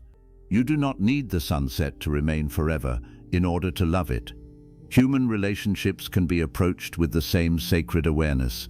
You can love deeply while remembering that every physical form changes. You can be grateful for the person in front of you instead of turning gratitude into ownership. You can say, "This relationship matters enormously to me, but I will not demand that existence violate impermanence so that my fear can remain comfortable." This does not make separation painless. Detachment does not erase grief. If someone you deeply love dies, the heart may break even if you understand spiritual philosophy. Tears are not proof of bondage. Missing someone is not proof of spiritual failure. The distinction lies in whether grief gradually becomes love and gratitude, or whether consciousness refuses reality completely and remains trapped inside the demand that the old form must return. This becomes extremely important when we return to the subject of final desire. If you have never practiced releasing anything, how will you suddenly release everything? If every small loss produces complete collapse, what happens when the body itself must eventually be released? If you cannot tolerate losing one object, one argument, one expectation, or one relationship without believing your entire existence has ended, then death may become the greatest confrontation with attachment, because death removes the illusion that you can negotiate with impermanence forever. This is why life itself can be understood as preparation in release. You lose childhood and become an adult. You lose old versions of yourself. You move from places that once felt permanent. Friends change, family structures change, the body changes, dreams change. Some plans die before you do. Every one of these experiences can become a small lesson in impermanence. The mind usually calls these events unfortunate interruptions, but spiritually they can become practice. Each time life changes a form you wanted to keep, consciousness receives an opportunity to discover whether love, meaning, identity, and peace can survive the change. Suppose you lose a job you deeply valued. Initially, there may be fear and grief. You may have responsibilities, financial pressure, and uncertainty, and none of that should be minimized. But spiritually, another question appears beneath the practical problem. Was I the job, or was the job one role through which I expressed myself? If your entire identity was imprisoned inside the title, the loss feels like annihilation. If the title mattered but did not contain your whole being, the pain remains real while the possibility of rebuilding also remains. This is non-attachment in practice.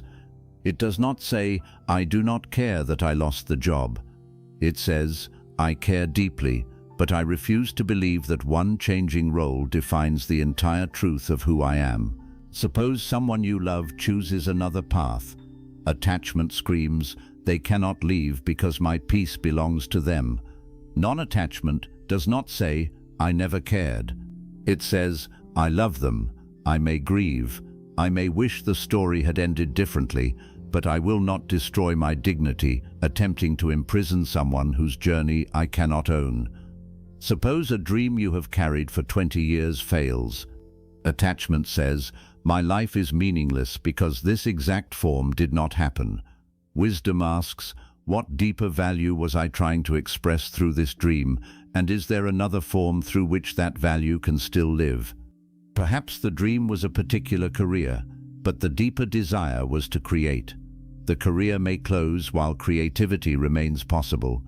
Perhaps the dream was one particular relationship, but the deeper longing was love and companionship. The person may leave while your capacity for love remains alive. The ego often becomes attached not only to the essence of a desire, but to one exact form. It must happen this way. It must be this person. It must happen at this age. It must produce this result. It must look exactly as I imagined. This rigidity creates tremendous suffering because life contains countless variables you cannot control. When consciousness becomes attached to only one permitted form, every deviation feels like betrayal. Vedic wisdom teaches a more flexible relationship with action. Act sincerely, fulfill dharma, give your best effort, but recognize that the fruits of action do not belong completely to you. This idea is central to the Bhagavad Gita's teaching of action without attachment to results. It does not tell Arjuna to become inactive. On the contrary, he must act. But he is asked to act from dharma rather than from obsessive control over outcomes. This is one of the most powerful antidotes to karmically binding desire. You can work passionately without telling yourself, if this fails, I am nothing. You can love deeply without saying, if this person changes, my existence is destroyed. You can speak truth without demanding that everyone immediately agree. You can serve without requiring gratitude. You can create without allowing applause to become your spiritual food. The action remains strong, but the chain becomes weaker. Imagine two people building exactly the same business. Both work hard, take risks, solve problems, and hope to succeed. Outwardly, they appear almost identical. Inwardly, they may be living completely different spiritual realities. One person thinks, this must succeed because my worth depends upon becoming richer than everyone who doubted me. The other thinks, I want this to succeed, and I will work with discipline and integrity, but I will not destroy myself or others if life takes another direction. The first person may become more successful financially, while simultaneously becoming more bound psychologically. Every success increases the need to prove more. Every competitor becomes a threat. Every setback becomes an attack upon identity. The second person may experience the same ambition, but with more inner space. They can learn, adapt, and even accept loss without believing the self has disappeared. This is why karma cannot be understood only through what a person does. The consciousness behind the action matters. A desire aligned with dharma can still become binding if ego turns the result into identity. Even spiritual work can become another form of attachment. A person may begin helping others sincerely, then slowly become addicted to being seen as helpful. They begin needing praise for generosity. If nobody notices their sacrifice, resentment appears. The service remains outwardly noble, but inwardly the desire for recognition has taken control. Someone else begins teaching spiritual wisdom, but becomes obsessed with being viewed as enlightened. Criticism becomes unbearable. They cannot admit mistakes because their spiritual identity must remain perfect.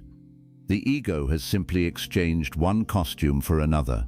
This is why spiritual desire itself requires examination. You may say, I want enlightenment. Ask why. Is the desire emerging from a sincere longing for truth and freedom, or does part of you want to become spiritually superior to other people? You may say, I want moksha. Ask whether you truly seek freedom or whether the ego has turned liberation into another achievement it can collect. You may say, I want people to recognize my wisdom. Perhaps the deeper desire is still approval. The object can become sacred while the psychological structure remains unchanged. This is why suppression is not enough. Many people hear teachings about desire and attempt to destroy desire through force. They say, I should not want money, I should not want love, I should not want success, I should not feel attraction, I should not care what happens. Outwardly they perform detachment, but inwardly craving remains alive. Suppressed desire is not the same as transcended desire. Suppression hides. Understanding transforms. Imagine a person who desperately wants recognition, but decides that spiritual people should not seek praise. They begin pretending that praise means nothing to them. Yet whenever someone else receives attention, jealousy rises. Whenever their effort goes unnoticed, bitterness appears. The desire has not disappeared, it has merely learned to hide behind spiritual language. True practice begins with honesty. Yes, I want recognition. Why? Because when people praise me, I feel valuable. Why do I need their praise to feel valuable? Now the real wound appears, perhaps childhood rejection, insecurity, comparison, or fear has been feeding the desire. If the wound is gradually understood and healed, the person may still enjoy praise, but praise loses its power to define identity. This is transformation. The same applies to desire for wealth. Instead of pretending money has no importance, examine what wealth represents to you. Perhaps you grew up with instability, and money represents safety. There is nothing shameful about wanting financial security, but if the fear of insecurity becomes limitless, no amount may ever feel enough. The spiritual work may involve responsible financial action combined with the deeper understanding that absolute security cannot be purchased. A person can have large savings and still wake every night terrified. Another can have modest resources while living responsibly and peacefully. The difference is not simply the amount, it is the relationship between consciousness and uncertainty. This is why freedom from desire does not mean becoming passive. A detached person can still plan carefully. They can save money, they can protect family, they can build, they can learn, they can pursue excellence. They simply stop asking those actions to provide the permanent inner state they were never capable of guaranteeing. The goal is not to have no preferences. The goal is to become larger than your preferences. You may prefer success over failure, health over illness, companionship over loneliness, comfort over hardship, and long life over early death. These are understandable human preferences. Spiritual freedom does not require pretending they are identical. The question is, what happens when reality refuses your preference? Do you become bitter toward existence? Do you abandon Dharma? Do you destroy another person? Do you lose every sense of identity? Or can you experience disappointment while remaining rooted in something deeper? This is where desire reveals whether it is preference or bondage. A preference says, I deeply hope this happens. Bondage says, this must happen, or I cannot be whole. A preference allows effort. Bondage demands control. A preference can grieve. Bondage refuses reality. A preference belongs to life. Bondage begins owning life. When Vedic wisdom speaks of freedom, this inner distinction becomes essential because the next birth is not merely influenced by visible actions, but by the deep tendencies and attachments that give those actions direction. A consciousness dominated by I must have remains in motion. A consciousness capable of saying I can act fully without being destroyed by either outcome becomes lighter. This does not happen overnight. You cannot spend decades obeying every craving and suddenly become detached because you intellectually understand one teaching. Desire has momentum. Habits have pathways. The mind has been rehearsing certain responses for years. This is why small moments matter. Suppose you want to check whether someone replied to your message. The urge becomes strong. You feel anxious. Instead of immediately obeying, you wait 5 minutes and observe what the mind does. You discover that discomfort rises and falls. The desire did not kill you. You experienced craving without becoming its servant. This appears trivial, but spiritually it contains a profound lesson. An impulse can exist without commanding action. Suppose you want to win an argument. You know you could say something cruel that would humiliate the other person. Anger pushes you toward the sentence. You stop. You decide that preserving truth does not require destroying dignity. Again, desire appeared, but awareness became stronger. Suppose another person receives something you wanted. Jealousy rises. Instead of feeding it for 3 days, you observe the feeling and turn attention toward your own path. Again, Consciousness learns that comparison does not have to determine behavior. These small acts become training for greater releases.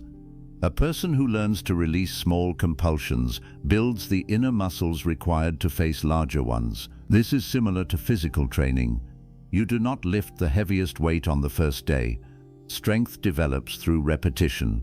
Spiritual freedom develops in the same way. Every time you delay unnecessary gratification, awareness grows. Every time you release the need to win a meaningless argument, awareness grows. Every time you forgive rather than replaying resentment, awareness grows. Every time you allow another person to choose without trying to control them, awareness grows. Every time you lose something and consciously remember, this mattered, but it was temporary, awareness grows. By the time death arrives, consciousness may have practiced releasing thousands of times. This does not mean the final release will be easy, but it will not be completely unfamiliar. This is one of the most beautiful ways to understand spiritual practice. Life teaches you how to die by repeatedly showing you that forms change and that consciousness can continue. Every night you fall asleep and temporarily release your active identity. Every season changes. Every birthday removes 1 year from the future and adds 1 year to memory. Every farewell teaches something about impermanence. Every ending says, quietly, you cannot hold everything forever. The person who listens becomes wiser. The person who refuses spends life trying to negotiate with a law that never changes. Everything formed in time changes. The body changes. The world changes. Relationships change. Civilizations change. The only question is whether your consciousness learns to move with truth or continuously demands that truth change to protect attachment. This is why death is not the beginning of the lesson of release. It is the final examination of a lesson life has been teaching from the beginning. You were born by leaving one state. You grew by leaving childhood. You matured by leaving old identities. You learned through endings. One day the body itself becomes the final form to release. If consciousness has spent the entire life believing that letting go means annihilation, death becomes terrifying because the greatest letting go has arrived. But if consciousness has slowly discovered that release can create space for another form of experience, the relationship with death may become different. This is not a claim that fear completely disappears. The biological organism naturally resists death. Pain, illness, and neurological changes can affect the dying process. Spirituality should not shame people for fear. The deeper teaching is about orientation. Even in fear, what has consciousness learned to trust? Even in uncertainty, where does the mind return?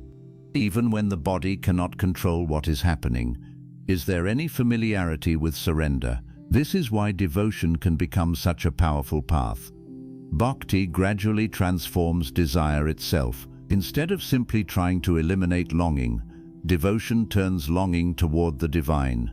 The emotional power that once moved toward possession can become remembrance, surrender, gratitude, and love of something larger than the ego. This is psychologically profound because human consciousness is often built around longing. Simply commanding the heart to stop longing may be unrealistic. Bhakti redirects the energy. The person who once thought, "I need this world to complete me," begins feeling, "The deepest completion I seek cannot be contained by any temporary form." They may still love family, they may still enjoy beauty, they may still work and build, but these experiences are no longer asked to carry the impossible burden of becoming ultimate. The sacred becomes ultimate. The temporary becomes meaningful, but temporary. This can greatly change the final desire. If consciousness has spent years turning again and again towards sacred remembrance, then when the body loses access to ordinary objects, the mind does not experience only deprivation. There is another relationship already present. This is why the Bhagavad Gita emphasizes remembrance of the divine at death. But the teaching is not merely about the final second. It is about creating a life in which remembrance becomes natural enough to remain meaningful when the external world begins disappearing. The same principle appears through meditation. Meditation teaches you to watch thoughts without believing you must follow each one. A desire appears, you notice it. You do not instantly act. A fear appears, you notice it. A memory appears, you notice it. The mind learns through direct experience that consciousness is larger than any single thought passing through it. This realization is crucial because desire creates bondage, partly by convincing you that it is identical to you. I want this quietly becomes I am this wanting. Meditation reveals a subtle space. There is desire, and there is awareness noticing desire. There is anger, and there is awareness noticing anger. There is fear, and there is awareness noticing fear. The existence of the observer means the movement is not the entirety of the self. This is one of the doorways toward freedom. If you can witness desire, you can question it. If you can question it, you can choose how to respond. If you can choose your response, karma is no longer simply repeating automatically. A deeply conditioned tendency may still arise, but awareness introduces another possibility. This is why human birth holds such spiritual value in Vedic philosophy. A human being can become aware of the forces moving through them and consciously redirect behavior. You may have inherited anger. You do not have to pass it forward. You may have strong craving. You do not have to obey every craving. You may have attachment. You can gradually understand and loosen it. You may carry old tendencies, but tendencies are not identical to destiny. If transformation were impossible, the entire spiritual path would make no sense. The Vedas and later Vedantic traditions are not teaching you merely to diagnose bondage. They point toward freedom, and that freedom begins while desire is still present. Imagine standing before something you desperately want. The old consciousness says, I must have this. The new awareness asks, can I desire it without betraying Dharma? This one question changes everything. If the answer requires dishonesty, perhaps the desire needs to be refused. If obtaining the object requires humiliating someone, perhaps the cost is too high. If keeping the relationship requires destroying self-respect, perhaps attachment has replaced love. If success requires becoming someone you cannot respect, perhaps the achievement is karmically expensive. This is where values become more important than craving. A person who can say no to a desire because Dharma matters more has already achieved a form of freedom many successful people never experience. Society may call the person foolish. They rejected money. They left the prestigious role. They refused the corrupt opportunity. They allowed someone to leave instead of begging. They chose integrity over applause. Outwardly, they may appear to have lost something. Inwardly, they may have gained themselves. This distinction becomes enormous near death because many external victories lose importance once the body can no longer use them. Imagine looking back from your final days and realizing that you betrayed someone you loved for money you are now leaving behind. Imagine sacrificing decades of peace to defeat a rival whose name barely matters anymore. Imagine losing your children emotionally because you spent your entire life proving something to strangers. Imagine destroying health for a position that another person now occupies. These realizations can become painful because death changes the scale through which desires are measured. What looked enormous at 30 may appear tiny at 80. What seemed worth fighting over may become meaningless, and what seemed ordinary, time with family, integrity, health, inner peace, spiritual remembrance, may reveal itself as precious.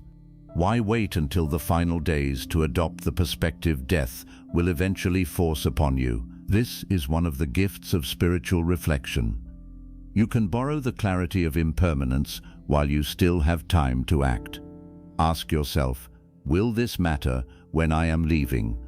Not everything that receives a no should be abandoned. Daily responsibilities matter, even if they do not carry eternal significance. But the question can expose desires that are consuming disproportionate amounts of life. Will you care at death that one stranger did not respect you? Will you care that your neighbor owned a more expensive car? Will you care that someone received more attention online? Will you care about the argument you replayed for 5 years? Will you care about proving that you were right when the relationship was destroyed in the process?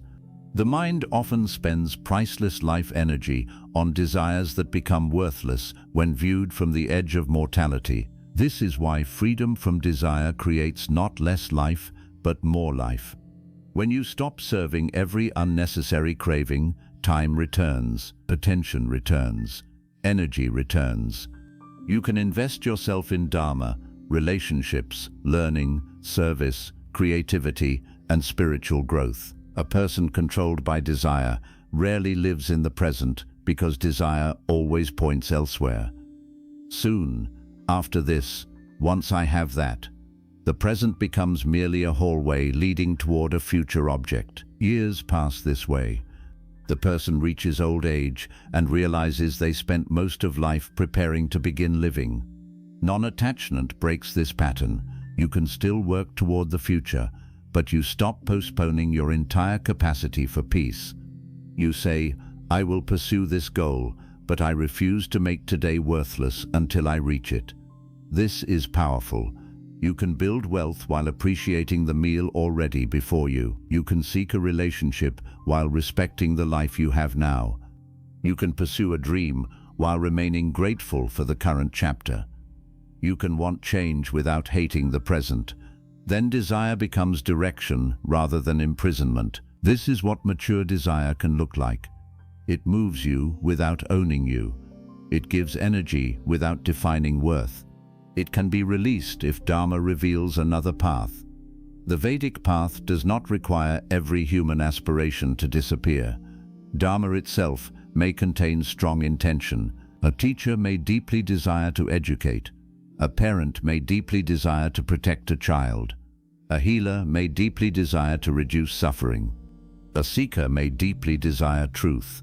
The crucial question is whether action remains aligned with wisdom when the preferred result does not occur. Can the teacher continue serving when some students refuse to listen? Can the parent love when the child chooses differently? Can the healer accept the limits of medicine without losing compassion? Can the spiritual seeker continue practice when no mystical experience arrives? This is where desire becomes purified. The object becomes less about ego and more about participation. You act because the action is right, not because the universe signed a contract guaranteeing your preferred result. This is nishkama karma in spirit. Action without possessive attachment to the fruit. Imagine how this changes the karmic weight of life. Instead of every action creating another chain of I must receive, action becomes offering. You work, you give, you learn, you correct mistakes. You remain responsible, then you release the final result. This is not laziness. In fact, it often creates better action because fear of outcome no longer distorts judgment. A surgeon who is completely paralyzed by fear cannot operate effectively. A teacher obsessed with being loved by every student may avoid necessary correction. A leader terrified of criticism may make dishonest choices. Excessive attachment to outcome can weaken performance. When you act sincerely and release what cannot be controlled, clarity improves. This is practical spirituality. It works not only at death, but every day, and perhaps this is why Vedic teachings connect such action with liberation. The person continues participating in life while producing less inner bondage. The world remains, responsibility remains, relationships remain. But the ego's constant demand to possess the fruit begins weakening. Now think again about one final desire deciding the direction after death. What happens to the person who has spent decades practicing non-attachment to results? Their life contains countless moments of release. They desired, acted, accepted, learned, and moved forward. They experienced success without turning success into identity. They experienced failure without concluding that existence had rejected them. They loved without trying to own another soul. They lost without allowing loss to become permanent bitterness. This person may still have desires at death, But desire has not been trained to function as absolute command. Compare this with someone who spent an entire lifetime saying, "Everything must happen exactly as I demand."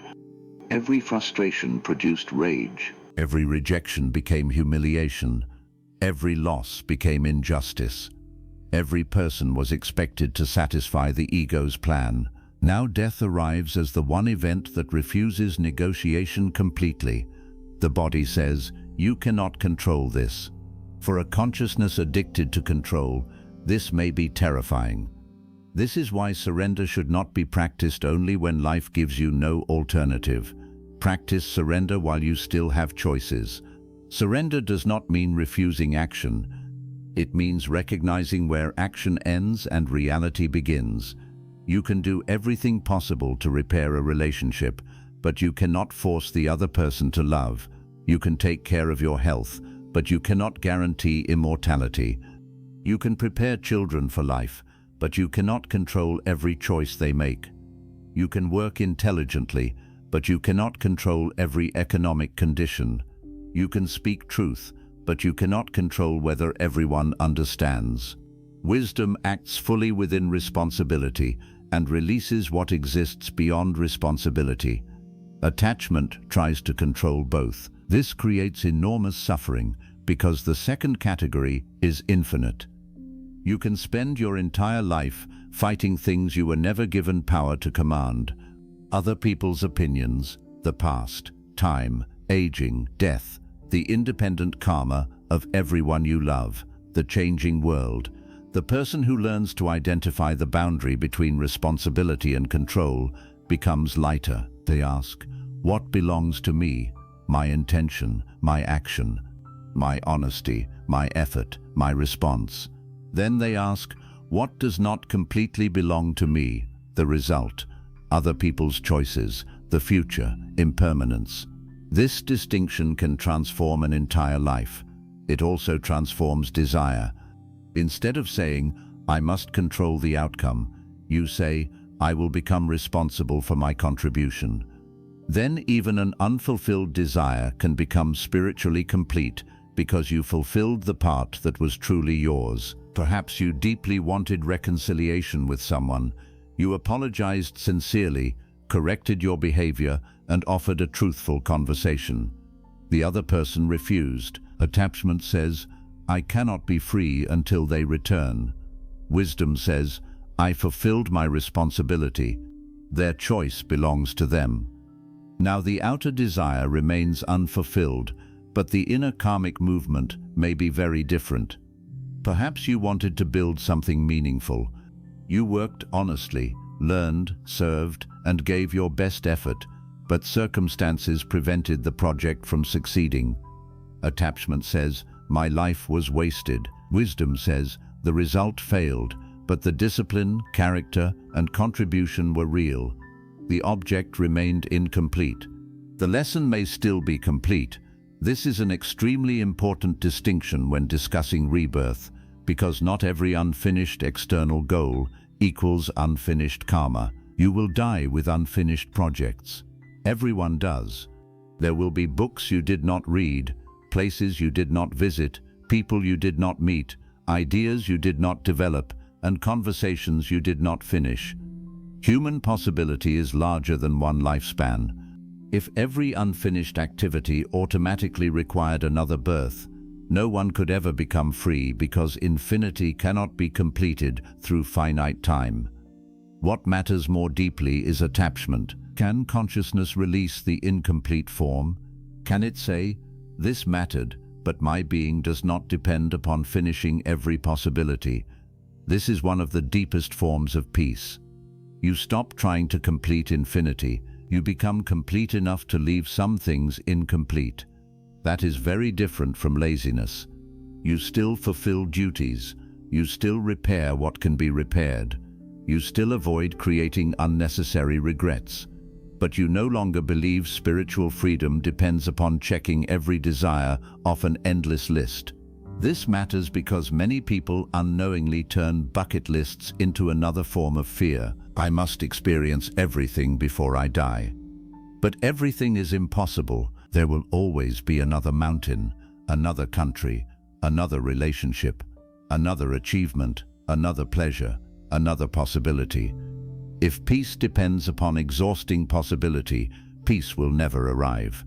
Freedom comes when experience is appreciated without becoming compulsory. You can enjoy one journey without needing every journey. You can love one life without demanding every life. You can say, "This was enough to teach me what I needed." This word, enough, is one of the most spiritually powerful words the modern mind rarely understands. Desire says, more. Gratitude says, enough. Fear says, hold tighter. Wisdom says, this was precious while it was here. Ego says, prove more. The soul says, become more conscious. Imagine how different the final moment becomes if enough has become familiar. Instead of looking backward and counting everything missing, you may look back and feel gratitude for what was given. Perhaps every dream did not happen. Enough happened. Perhaps every relationship did not remain. Enough love was experienced to understand something sacred. Perhaps you did not become the person the ego imagined. Enough transformation occurred to move consciousness forward. Gratitude does not mean denying regret. It means regret is no longer the only lens. This matters because gratitude naturally weakens desperate desire. A grateful person can still aspire, but aspiration begins from fullness rather than deficiency. I want to build something meaningful because I have something to contribute, is different from I must achieve this because otherwise I am worthless. The outer ambition may look the same. The inner karma differs greatly. One moves from abundance. The other moves from inner starvation.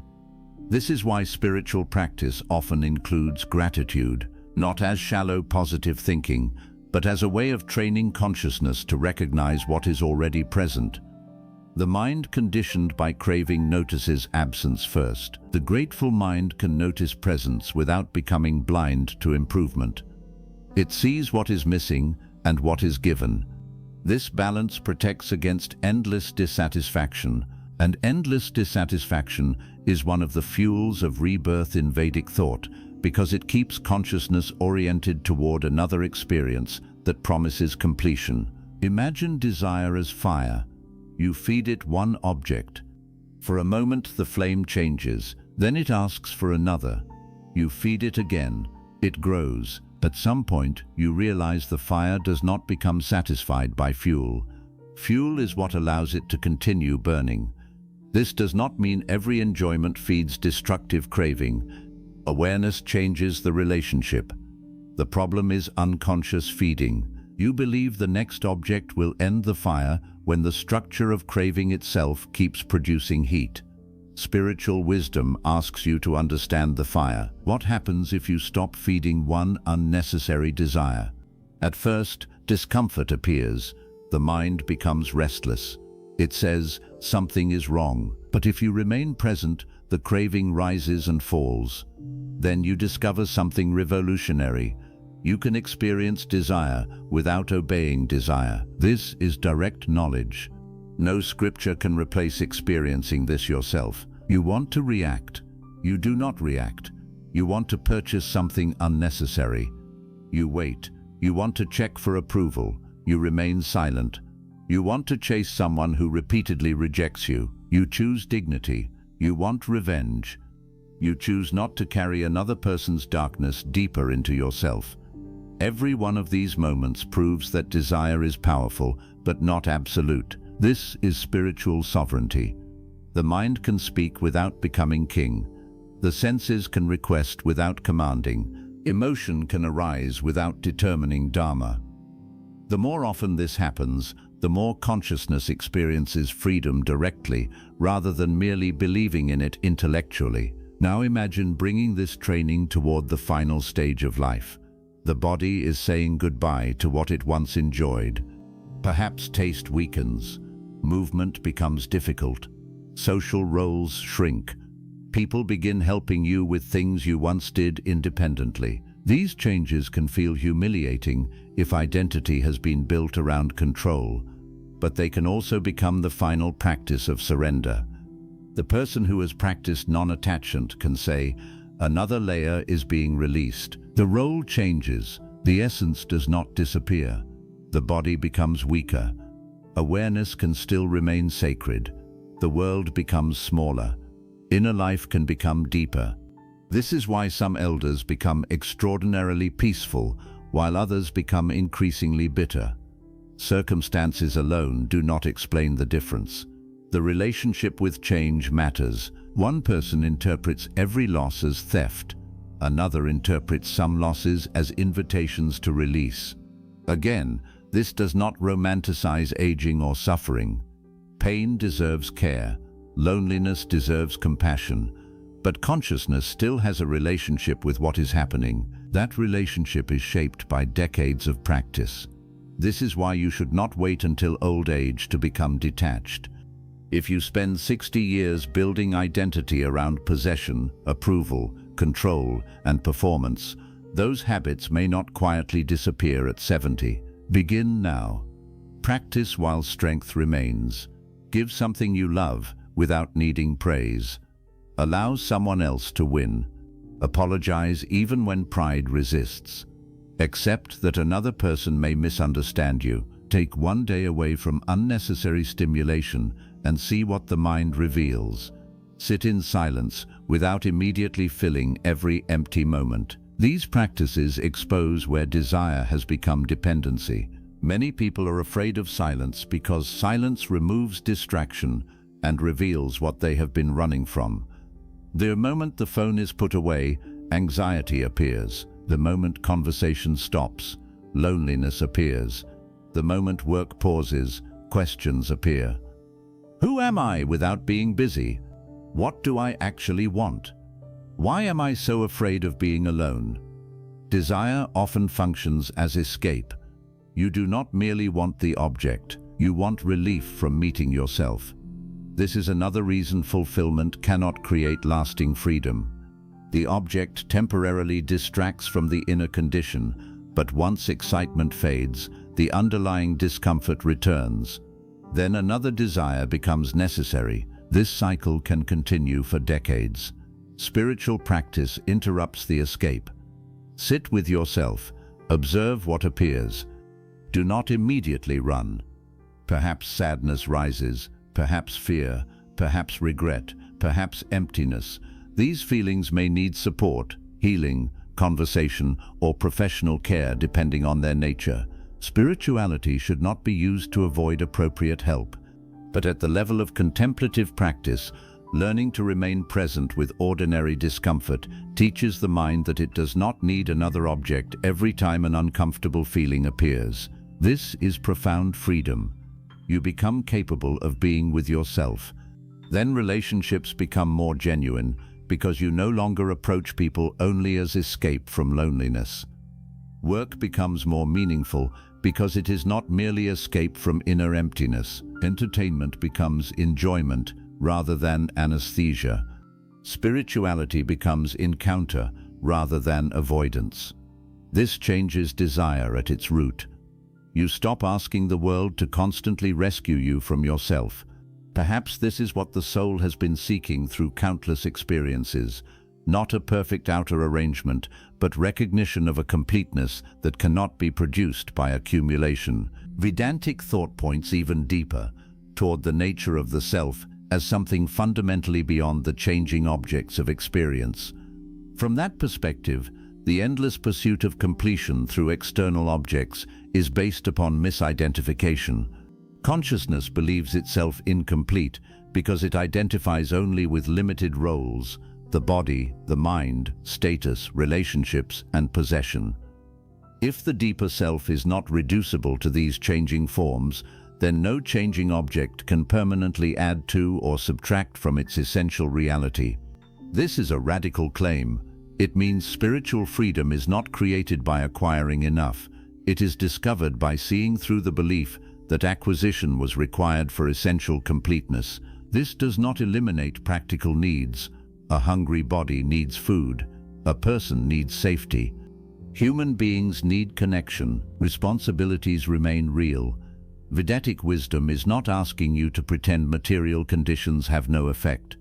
The deeper point is that practical fulfillment and spiritual completeness are different categories. Food solves hunger.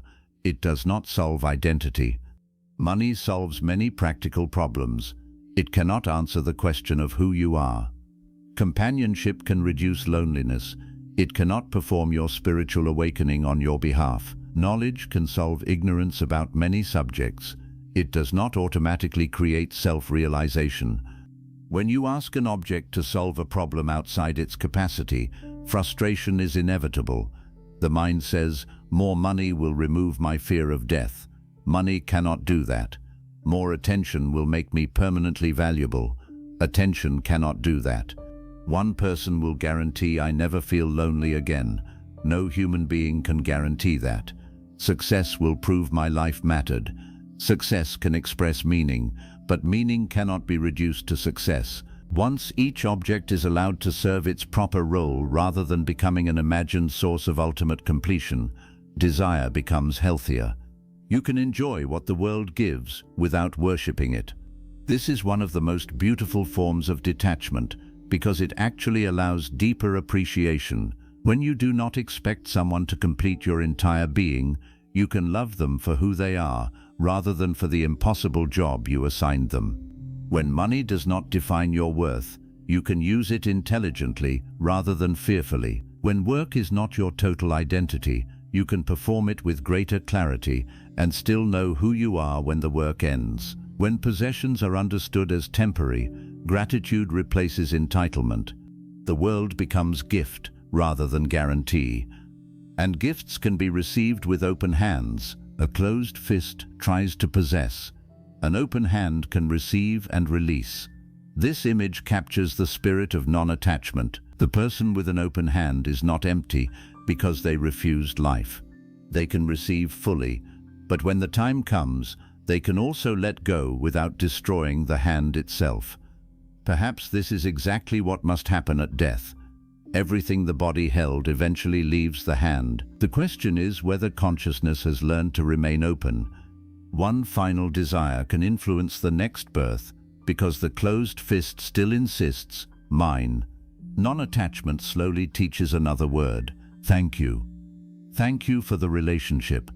Thank you for the opportunity. Thank you for the body. Thank you for the lessons. Thank you even for some endings, though I did not understand them when they happened. Gratitude changes the emotional direction of leaving. It does not mean every event was good. It means consciousness has extracted wisdom rather than carrying only resistance. This may be one of the most profound preparations for death, turning experience into wisdom before the experience ends. Ask what each desire has taught you. The desire for recognition may have taught you that applause cannot replace inner worth. The desire for control may have taught you that certainty is impossible. The desire for possession may have taught you impermanence. The desire for one person may have taught you the difference between love and attachment. The desire for revenge may have taught you how deeply hatred binds the hater. When the lesson is understood, the desire may weaken naturally. You no longer need to force it away. You have seen through its promise. This is very different from suppression. A child stops touching fire not because someone continually restrains their hand, but because they understand the consequence. Likewise, spiritual maturity eventually weakens certain cravings because experience has revealed their limitation. You may still appreciate praise, but you no longer believe it creates worth. You may still enjoy wealth, but you no longer believe it guarantees security. You may still love deeply, but you no longer confuse love with ownership. You may still pursue success, but failure no longer means the self has failed. This is wisdom becoming embodied, and as wisdom becomes embodied, the karmic magnet of desire weakens. The object can appear without pulling consciousness helplessly. The object can disappear without tearing consciousness completely apart. This does not mean indifference. It means proportion. The temporary is treated as temporary. The sacred is treated as sacred. The ego no longer asks a changing object to become eternal. Now imagine the final breath again. A person has spent their entire life practicing this understanding imperfectly but sincerely. They loved, they worked, they experienced disappointment, they made mistakes. They sometimes became attached, but again and again they returned to awareness. Near the end, perhaps one unfinished dream still remains, but it does not scream. Perhaps someone they love will continue without them. They feel sadness but not ownership. Perhaps possessions remain. They understand they were temporary. Perhaps people will forget their name. They no longer need memory to prove existence. Perhaps the future is unknown. They have practiced surrender. This consciousness is not empty. It may be fuller than ever. It can look at life and say, I participated deeply without needing to possess eternity. What a different final desire this creates. Instead of give me more, perhaps the heart says, let me release. Instead of I must return because I was denied, perhaps consciousness says, I received enough to understand. Instead of this person is mine, perhaps it says, may their journey be blessed. Instead of my story cannot end, perhaps there is trust that the self is larger than one story. This is why freedom does not come from fulfilling every desire. Fulfillment can never finish an endlessly producing mind. Freedom comes when desire loses the authority to tell you who you are. You may still hear its voice, but it is no longer the king. You can want without worshipping. You can love without owning. You can build without clinging. You can succeed without becoming intoxicated. You can fail without losing your soul. You can lose without becoming empty. You can die without believing everything meaningful has been destroyed. This is the direction Vedic non-attachment points toward. And perhaps this is one of the deepest secrets behind rebirth. The wheel does not turn only because life remains unfinished externally. The wheel is fueled by the consciousness that continues saying, something out there must still complete me.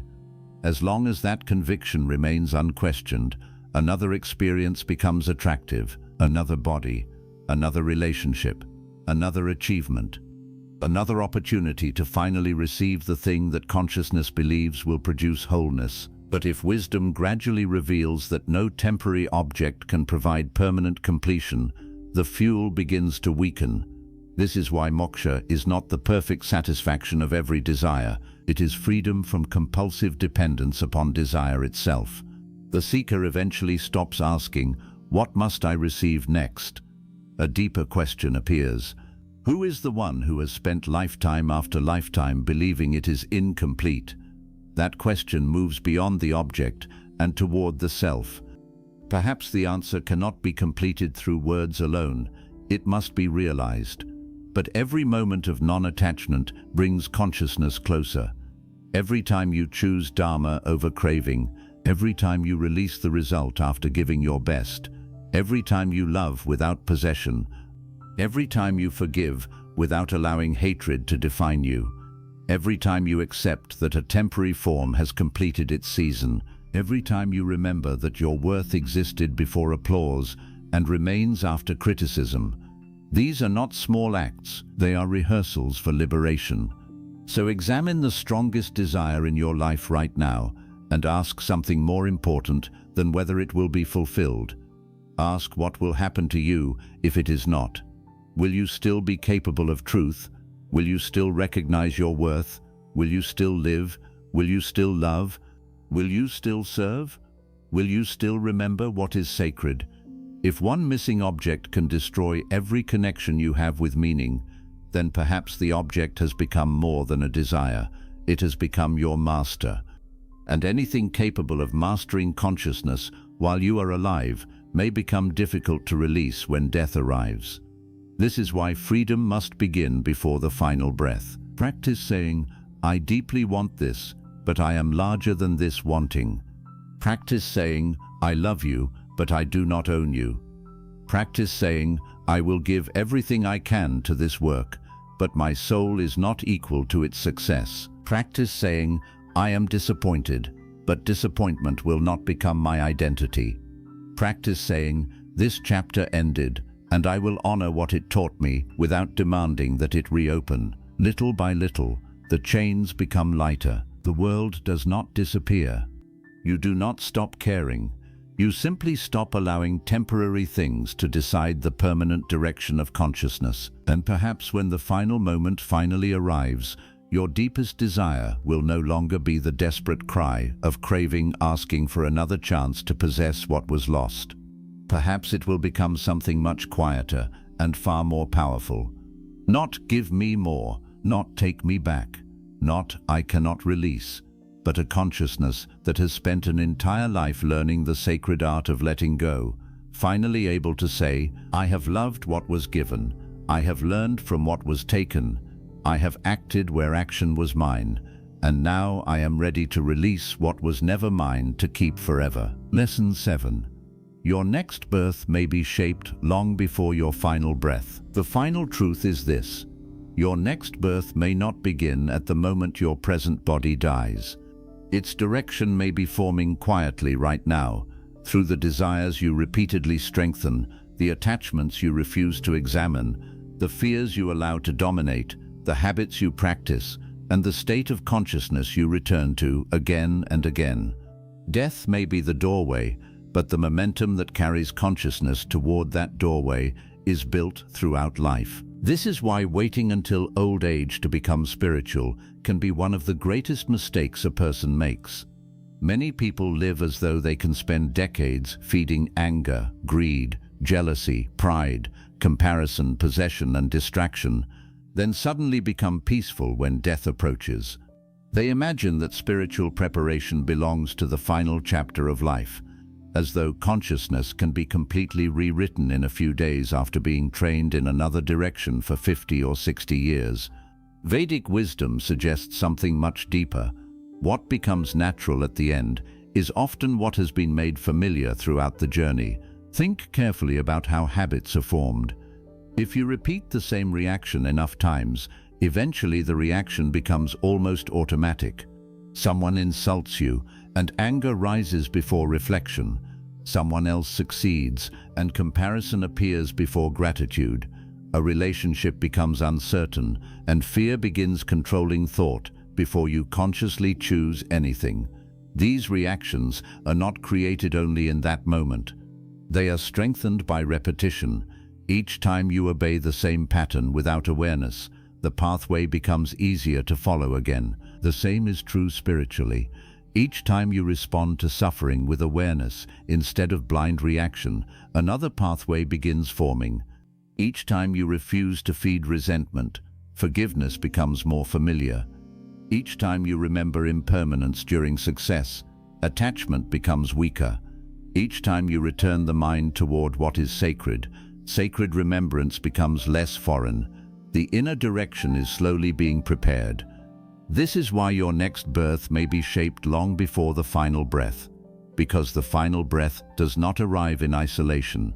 It arrives at the end of thousands of mornings, thousands of decisions, thousands of emotional reactions, thousands of moments when consciousness was given the choice to move toward bondage or toward freedom. You may never think about death while scrolling through a screen, arguing with someone, chasing recognition, or worrying about what others think, but these ordinary moments still shape the quality of mind you carry.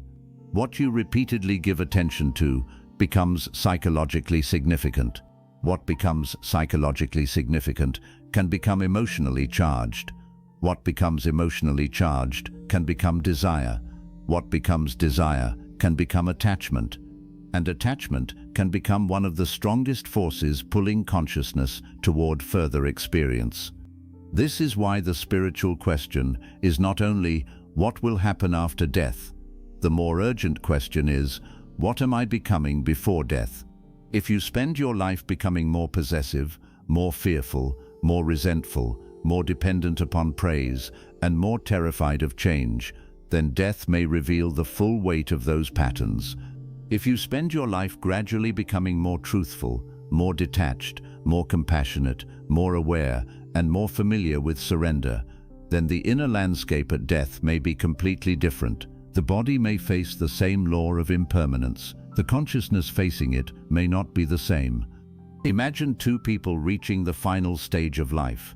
Both have families they love, both have possessions, both have unfinished dreams, both know that time is becoming limited.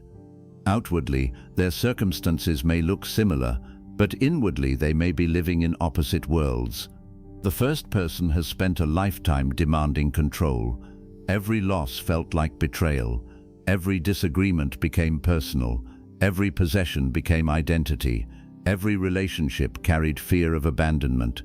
They rarely practiced surrender because surrender felt like weakness. Now death comes, and for the first time there is something they cannot negotiate with, dominate, delay indefinitely, or control through force. Their entire inner system may resist. I am not ready. This should not be happening. I still need more. My family cannot continue without me. My work is unfinished. My property must remain under my control. My enemies have not seen me win. I have not received what I deserve. The body is leaving, but the mind is still negotiating with life. The second person also has unfinished things. They are human. They may feel sadness, fear, and grief. They may wish for more time, but for years they have practiced another relationship with impermanence. They learned to appreciate without possessing, to act without controlling every result, to forgive where possible, to release what had ended, and to remember that every role was temporary. Their final moment may still be emotionally intense, but the inner language can be different. I loved what was given. I did what I could. My family has their own journey. What remains unfinished does not have to become bondage. I cannot control what comes next, but I can meet this moment consciously. This difference did not appear in the final minute. It was built throughout life. That is the power of preparation. Preparation does not mean living in constant fear of death. It means living so consciously that death does not discover an entire inner world you refuse to examine. It means resolving what can be resolved while time still exists. If you know you owe someone an apology, do not assume there will always be another year. If you know resentment is destroying your peace, do not feed it for decades simply because the other person has not changed. If you know one attachment has become unhealthy, do not call bondage loyalty because facing the truth is uncomfortable. If you know a spiritual practice brings you back toward clarity, do not postpone it until crisis forces you to search for peace. Do the inner work while you still have strength. This is one of the most powerful forms of respect for life. You do not wait until the final day to become sincere. You become sincere now. One reason this matters is that human beings are often shocked by how much unfinished emotional material rises when time becomes limited. A person who believed they had forgotten an old conflict suddenly begins thinking about it again. Someone who spent years hiding guilt may feel it strongly near the end. A person who built identity around achievement may discover enormous emptiness once work is no longer possible. The outer distractions fall away. What remains unresolved becomes louder. This is why life should not be used only for accumulation. It should also be used for completion. Completion does not mean achieving every goal. That is impossible. Completion means reducing unnecessary inner knots. Tell the truth where silence has become dishonest. Set the boundary where fear has kept you trapped. Repair what can be repaired. Accept what cannot be repaired. Release what cannot be possessed. Fulfill responsibilities while they are still yours to fulfill. These actions may not change how much money you have, but they may change how much karmic weight consciousness carries. A person can die with many unfinished projects and still be inwardly peaceful. Another can die after achieving almost everything and still feel desperately incomplete. The difference is not simply the number of completed tasks. It is the relationship consciousness has with incompletion. This is why one final desire can become so powerful. If you have spent your entire life believing that peace depends upon one external condition, then death may arrive before that condition is fulfilled. The mind may still be saying, I need this before I can leave. But what if the deeper spiritual work is learning that leaving does not require every desire to be satisfied? This is a profound shift. You stop treating life like a list that must be perfectly completed before death is allowed to come. You begin treating life as a field of learning. Some experiences will arrive, some will not. Some relationships will heal, some will end without the explanation you wanted. Some dreams will become real, others will become teachers through failure. The purpose is not to control every form. The purpose is to become more conscious through every form. When you understand this, unfinished desires lose some of their power. You may still wish things had gone differently, but you are no longer imprisoned by the wish.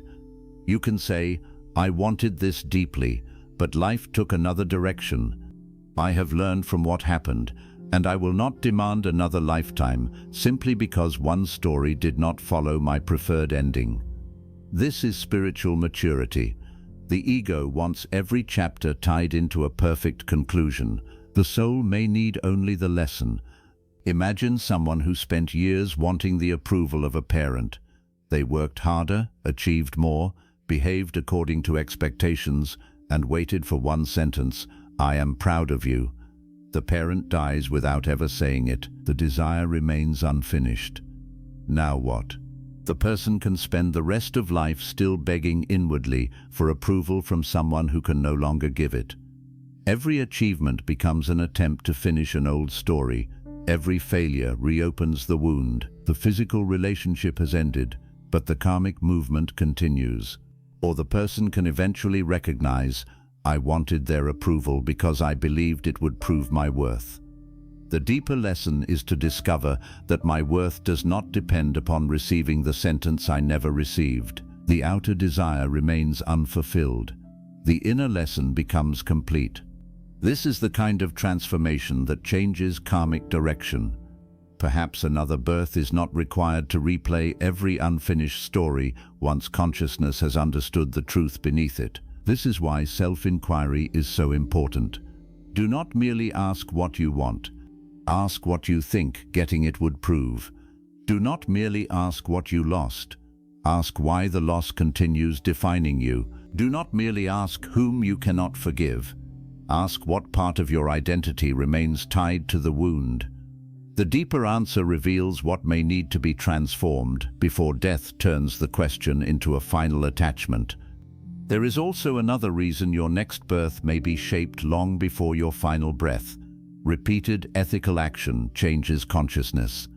Karma is not only about desire, it is also about what you do under the influence of desire. Suppose you desperately want success.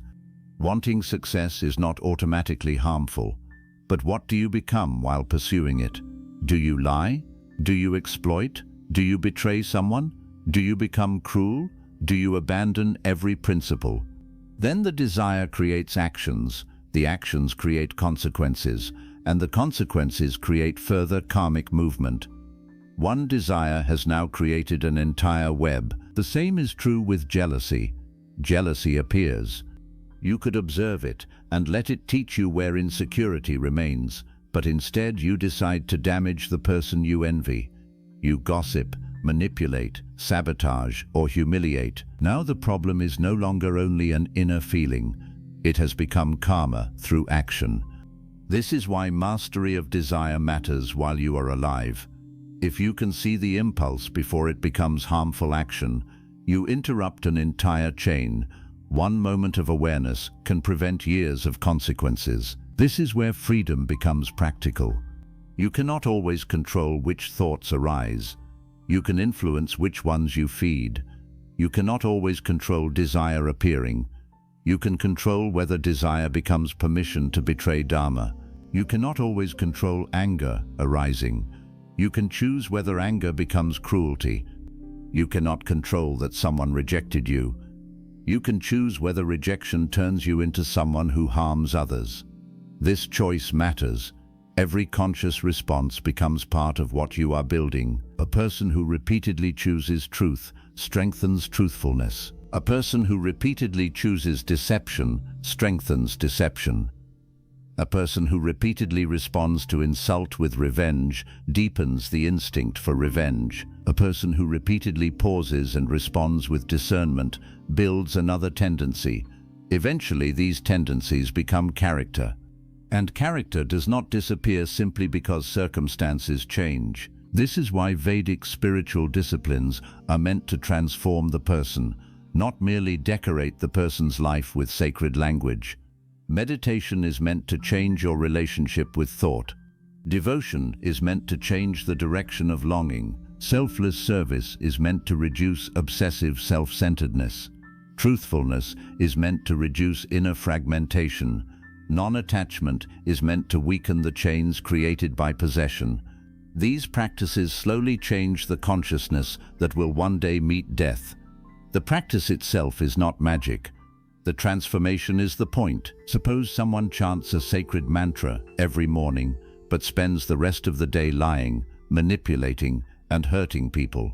Repetition alone does not automatically erase the karmic quality of those actions. Spiritual practice must gradually enter behavior. This is one of the strongest messages that can be drawn from Vedic wisdom.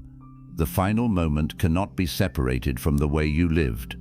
If you want remembrance at death, practice remembrance during life. If you want peace at death, practice peace during conflict. If you want detachment at death, practice releasing control while living. If you want truth at death, stop building life upon lies. The final moment is not a performance, it is the culmination of training. This is also why a person should not become obsessed with trying to predict the next birth. The mind loves mystery. Who was I before? Where will I be born next? What family will I enter?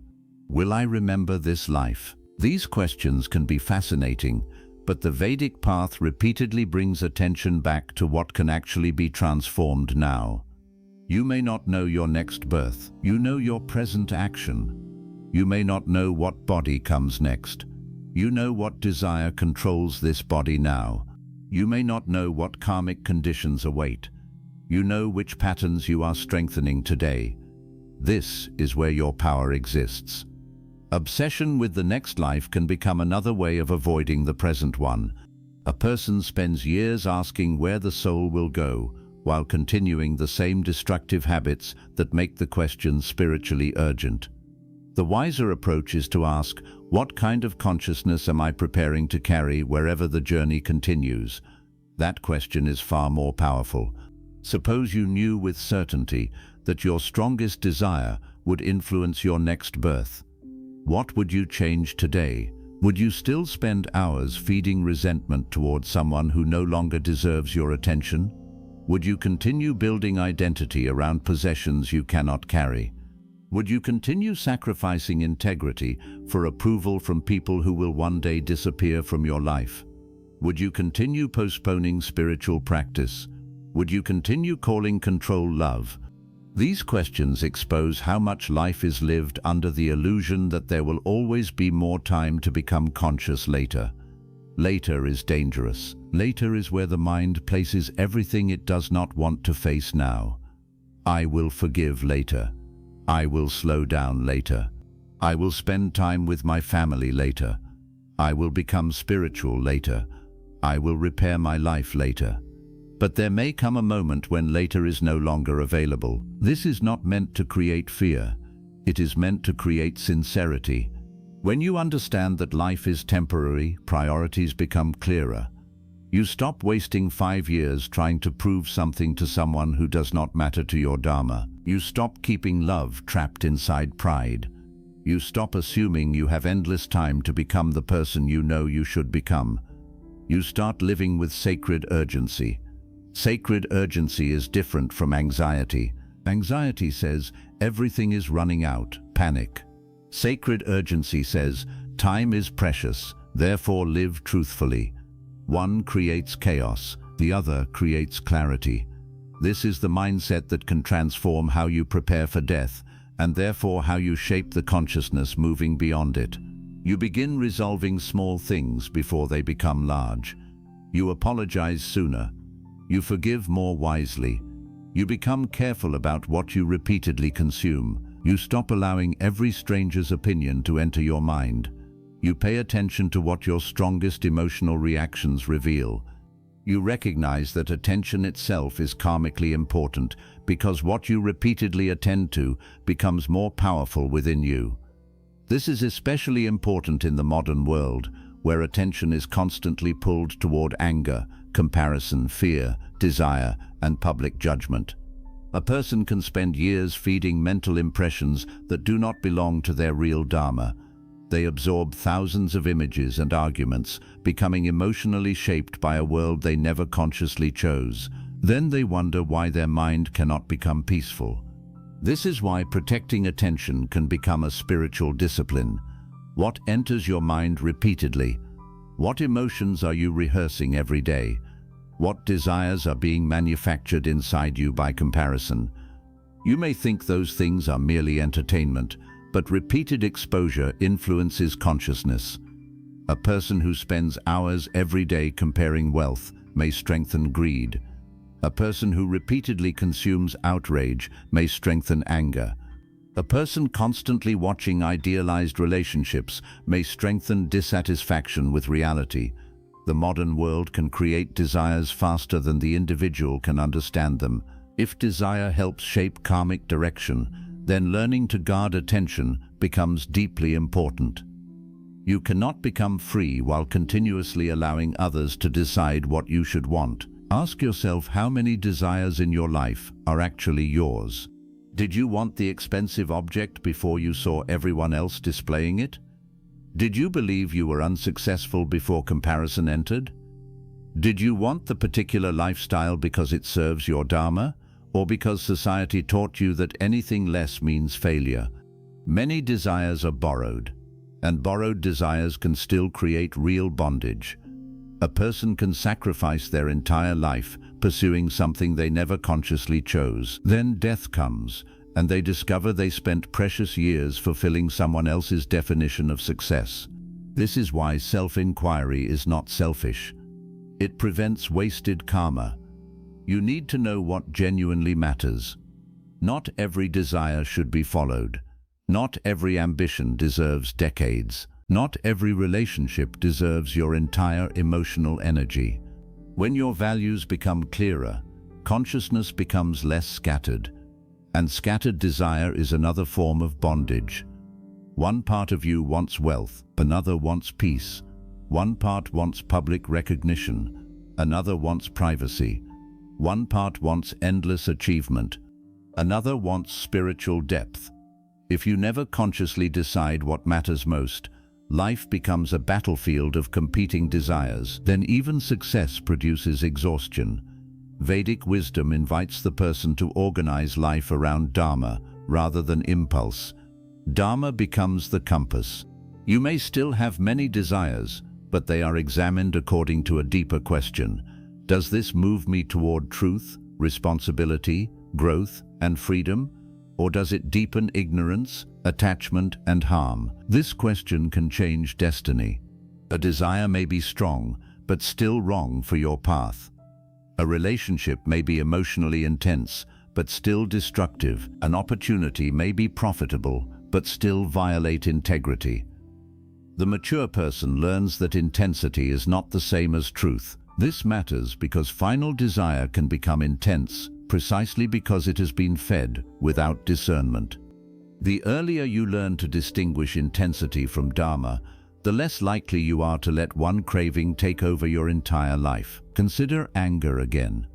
Anger can feel extremely powerful, but power does not make it wisdom. Desire can feel sacred, but intensity does not guarantee purity. Romantic attachment can feel like destiny, but obsession does not automatically mean the bond is spiritually meant to continue. A conscious person asks for evidence through character and consequence. Does this desire make me more truthful? Does this relationship make me more conscious? Does this ambition expand my integrity or demand that I betray it? Does this path create greater compassion or more ego? The effect reveals something about the quality of the desire. This is how you begin preparing not only for a better life, but for a freer consciousness. And freedom is the central point. A person can spend an entire lifetime trying to create the perfect next birth. Better family, better body, more wealth, more talent, more favorable conditions. But the highest Vedic aspiration eventually moves beyond improving the prison. It asks how to become free from compulsory rebirth itself. This is where the teaching becomes profound. If one desire can pull consciousness toward another experience, then what happens when desire itself begins losing its grip? If attachment is fuel for becoming, what happens when consciousness no longer depends upon becoming something else in order to feel complete? This moves toward the idea of moksha. Moksha is not simply a luxurious next life. It is liberation from the cycle in which consciousness repeatedly seeks completion through temporary forms. This is why the final desire can become so spiritually significant. If the final movement is still, "I need another experience to complete me," the wheel continues to have fuel.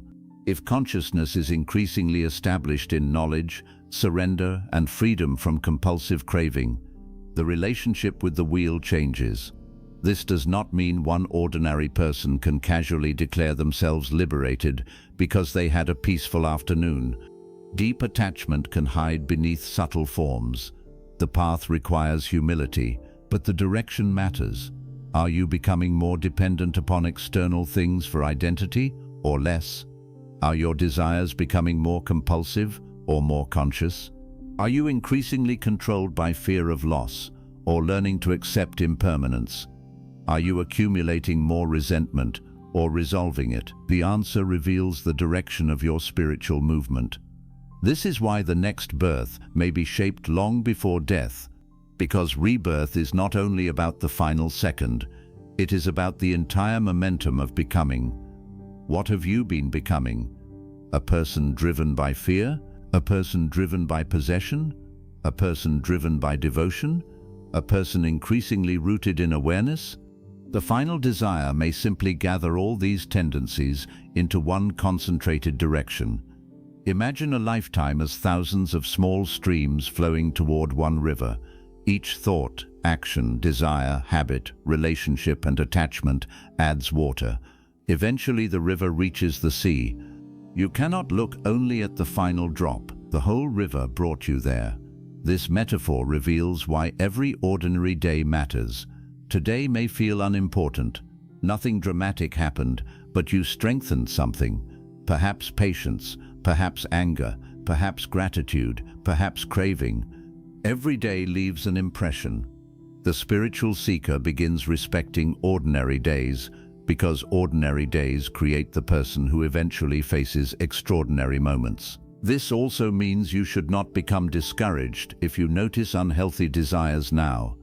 Seeing them is already progress.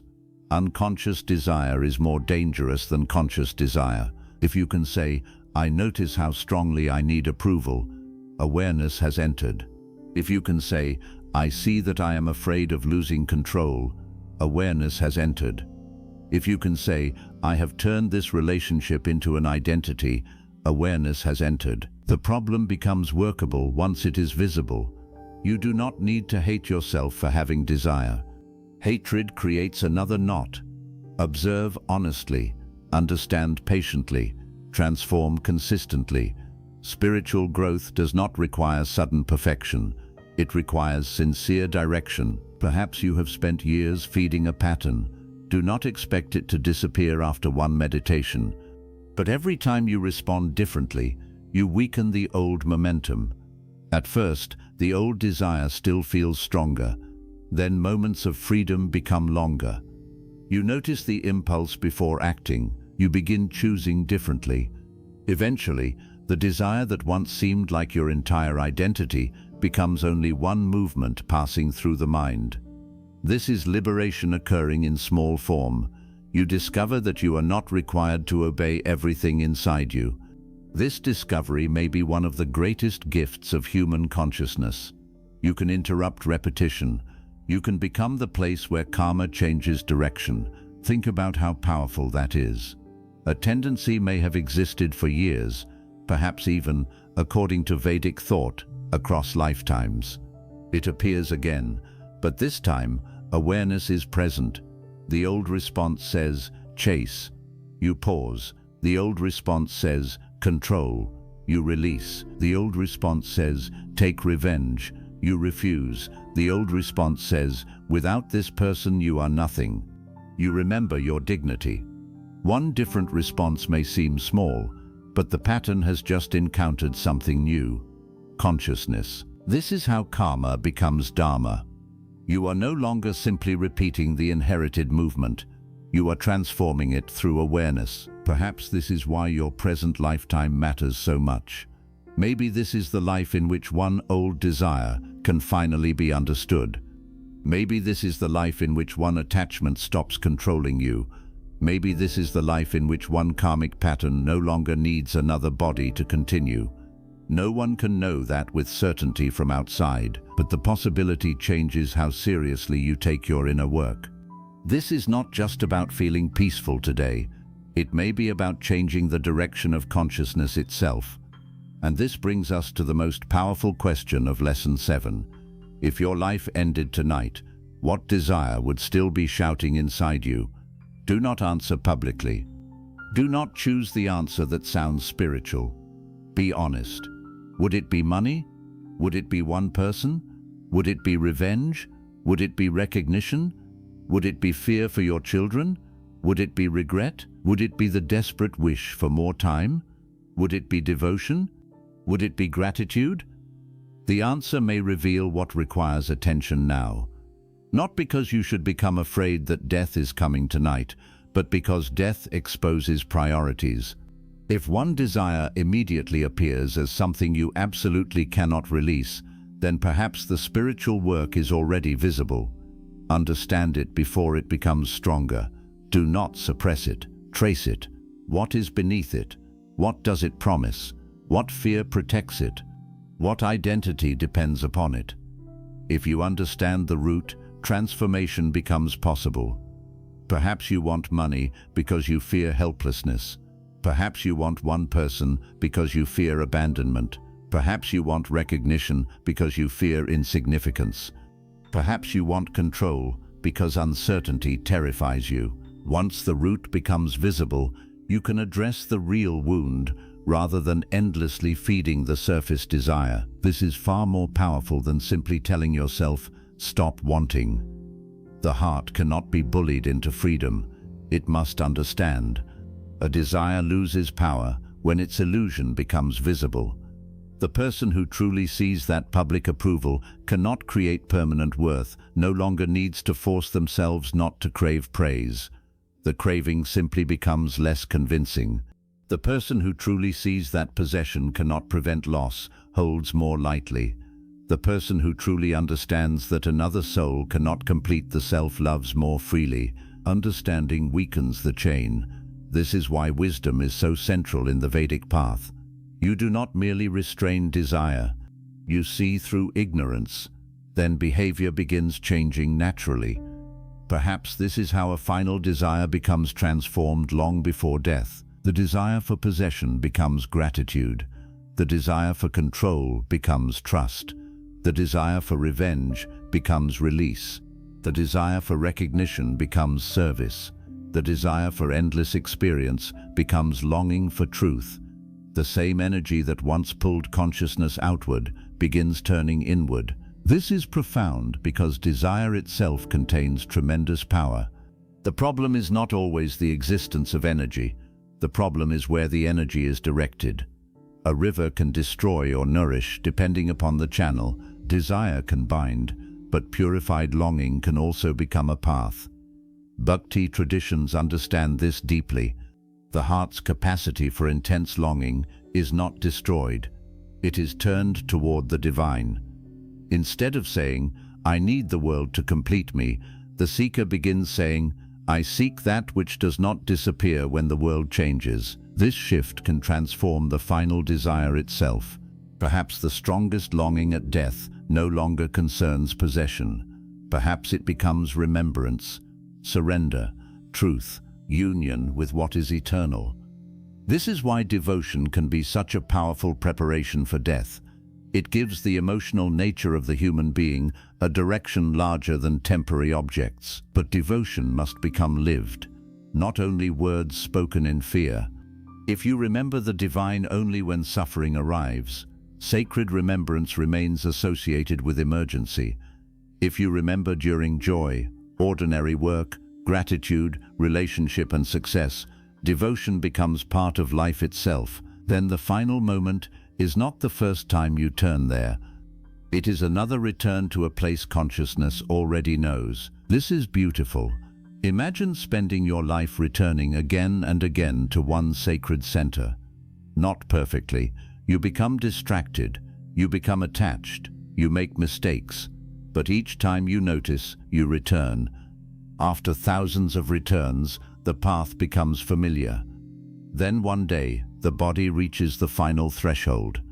Perhaps fear rises, perhaps memory fades, but deep beneath the changing surface, consciousness has practiced returning. This is the difference between spiritual preparation and spiritual panic. Panic tries to remember at the end what was ignored during life. Preparation makes remembrance part of the life. This is why Lesson 7 is not actually about predicting your next birth. It is about realizing that your present life is already writing the conditions from which the next movement may emerge. Every desire you feed is a sentence. Every attachment you release is a sentence. Every act of truth is a sentence. Every harmful act is a sentence. Every moment of awareness changes the story. And perhaps you still have time to change the ending. You may have lived unconsciously for years. That does not mean the rest of your life must remain unconscious. You may have made serious mistakes. That does not mean transformation is impossible. You may carry powerful attachments. That does not mean you are condemned to them forever. The very fact that you can see the chain means something within you is already standing beyond it. The witnessing consciousness is where freedom begins. So begin where you are. Do not wait for a perfect spiritual life. Notice the strongest attachment. Work with that. Notice the recurring resentment. Begin releasing that. Notice the desire making you betray yourself. Question that. Notice the relationship where love has become possession. Bring awareness there. Notice how often you look for completion outside. Turn inward. This is how the next birth may be shaped differently. Not through superstition, through transformation. You become less driven by the forces that would otherwise continue demanding another experience. And one day, perhaps the most extraordinary change happens. You stop asking, what will I get in my next life? You begin asking, what can I become free from in this one? That is the turning point. The mind that once wanted a better rebirth begins longing for freedom from compulsory becoming. The seeker is no longer fascinated only by the next chapter. They begin questioning the entire book of repetition. How many times must consciousness chase the same promise? How many forms of wealth before it understands that wealth cannot create the self? How many relationships before it learns love without possession?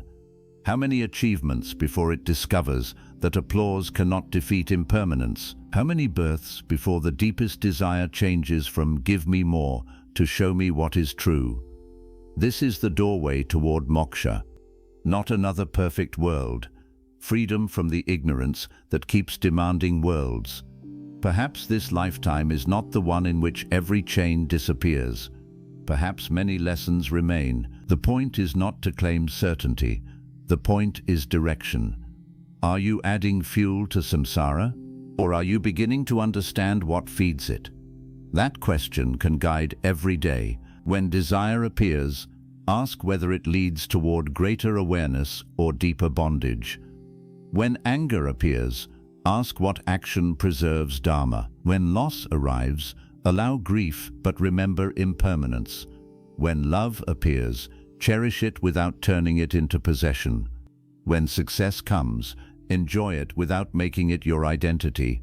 When failure comes, learn without turning it into self-hatred. When the mind says, I need this to be complete, pause and question the promise. These small moments may be the real preparation for what comes after death. Then perhaps, when the final breath eventually arrives, consciousness will not be shocked by the idea of release. It has practiced, not perfectly, but sincerely. It has released old grudges, released identities, released expectations, released the need to be understood by everyone, released the belief that every desire must be satisfied. The final release becomes part of a lifelong direction toward freedom. And perhaps this is the deepest secret behind the title of this teaching.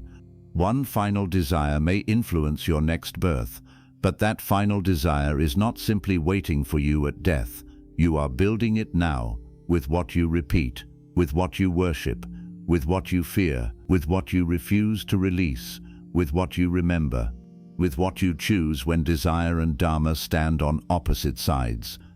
Every day, consciousness is learning what to move toward, so do not wait until your last breath to ask where you are going. Look at where your mind is going today. That direction may already be telling you. And if you do not like the answer, remember something powerful. You are still alive. The path is not finished. The desire can be understood. The attachment can be loosened. The habit can be changed. The wound can be healed. The mind can be retrained. The heart can become lighter. Perhaps this is the grace hidden inside human birth. You are not only experiencing karma, you can become conscious enough to transform your relationship with it. You can stop one chain. You can purify one desire. You can choose one different response. And that one conscious response may become the beginning of an entirely different direction.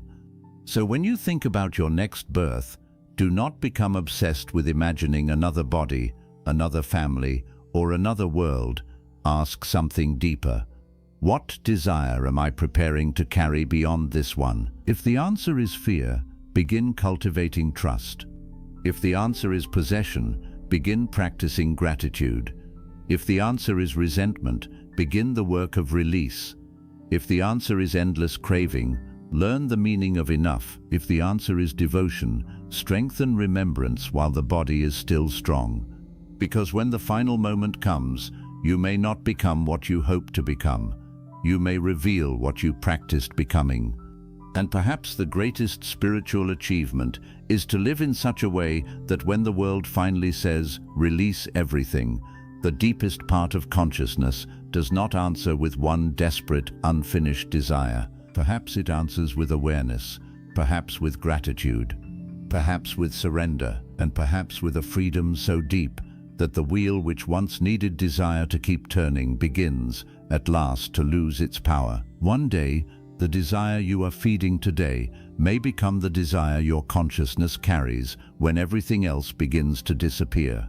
The body will become weak, possessions will remain behind, titles will lose their meaning, and even the people you love will eventually have to release your hand.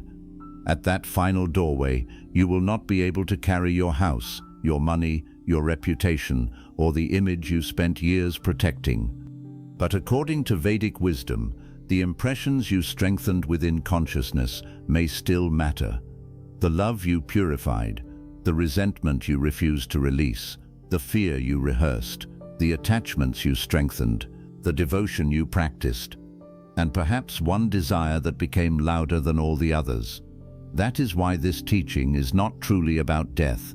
It is about how you are living right now, because your final desire may not suddenly appear in the last few seconds. It may be quietly taking shape through the thoughts you repeat every morning, the things you believe you cannot live without, the people you are terrified to lose, the victories you believe will finally prove your worth, and the wounds you keep carrying because you do not know who you would be without them. Ask yourself something difficult tonight. If everything in my life were taken away except one desire, which desire would remain? Would it be the desire for more money? The desire for one person to come back? The desire to prove someone wrong? The desire to be remembered? The desire to protect what you call yours? Or would there be something deeper inside you that has already begun learning how to release? Do not answer with the words you think sound spiritual. Answer with the truth your mind reveals when nobody is watching, because that truth may show you what still has power over your consciousness. Perhaps you have spent years thinking that freedom will come when you finally receive everything you want. But the Vedic path points toward another possibility. Freedom may begin when you realize you do not need every desire to be fulfilled in order to be complete. There will always be another dream that could have happened, another country you could have visited, another achievement you could have reached, another conversation you could have had, another year you would have liked to live. Human possibility is endless, but one lifetime is not. If peace depends upon finishing every possibility, peace will never arrive. The soul must eventually learn the sacred meaning of enough. Enough does not mean failure. Enough means you can receive life without demanding that life become infinite. You can say, I loved deeply, even though I could not keep everyone. I worked sincerely, even though not every dream succeeded. I made mistakes, but I became conscious enough to change. I lost things I once believed I could never live without, and yet something within me continued. I did not receive every answer, but I learned enough to stop asking the temporary world to become permanent. This is a very different way of approaching the final breath.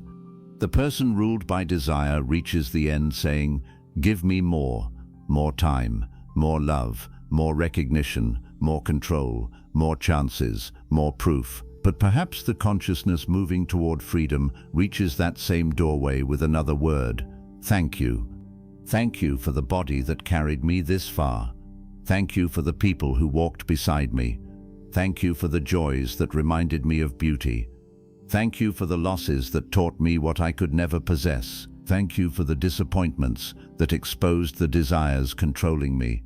Thank you even for the unanswered questions that forced me to search deeper. Gratitude does not mean pretending every experience was pleasant. It means suffering did not receive the final word. Wisdom did. Perhaps this is how karma begins losing its grip. Not because the past disappears, but because consciousness stops demanding that the future repeat the same lesson. The person who once needed approval learns inner worth. The person who once needed possession learns impermanence. The person who once needed revenge learns release. The person who once needed control learns surrender. The person who once believed love meant ownership learns how to bless another soul without trying to imprison it. When the lesson becomes complete, the desire no longer needs to scream. And perhaps that is one of the deepest differences between an unfinished desire and an awakened consciousness. The unfinished desire says, take me back, I still need something. Awareness says, I understand what I was really searching for. This is why your life today matters so much. Every time you choose truth over craving, you become lighter. Every time you refuse to carry hatred another day, you become lighter. Every time you love without controlling, you become lighter. Every time you enjoy something while remembering that it is temporary, you become lighter. Every time you allow a chapter to end without demanding that the past return, you become lighter. You may not notice the difference immediately, but one chain at a time, consciousness changes. And perhaps the next birth is shaped not only by what you obtained in this one, but by what still had enough power to pull you when this one ended. So do not wait until the final hour to practice release. Release now what has already completed its purpose. Release the need to be understood by everyone. Release the argument that ended years ago but continues living in your mind. Release the person who has clearly chosen another road. Release the belief that one achievement will finally prove you deserve to exist. Release the shame that tells you your worst mistake must become your permanent identity. Release what can be released while you still have the strength to do it consciously. And what cannot yet be released, begin understanding. Do not fight yourself blindly. Ask why the attachment is so strong. Perhaps beneath your desire for money is fear. Beneath your desire for recognition is a wound of invisibility. Beneath your desire for one person is fear of abandonment. Beneath your desire for control is terror of uncertainty. The surface desire may change only when the deeper wound is finally seen. This is why the spiritual path requires honesty before it requires perfection. You do not become free by pretending you have no desire. You become free by becoming conscious enough to understand what desire is doing to you. And when you understand it deeply, something extraordinary can happen. The same energy that once became craving can become devotion. The same longing that once chased the world can begin searching for truth. The same heart that once said, "I need this person to complete me," can learn to say, "I love you deeply, but neither your soul nor mine was created for possession." The same ambition that once wanted applause can become service. The same fear of death can become urgency to live more consciously. This is transformation. This is where karma begins becoming dharma. Perhaps your strongest desire does not need to be destroyed. Perhaps it needs to be purified. The desire for recognition can become the desire to contribute something meaningful. The desire for wealth can become the desire to create security and generosity without greed. The desire for love can become the ability to love without ownership. The desire to be remembered can become the desire to leave people better than you found them. The desire for another life can eventually become the desire for freedom from the ignorance that keeps demanding another one. This is the direction toward which the highest Vedic teachings point.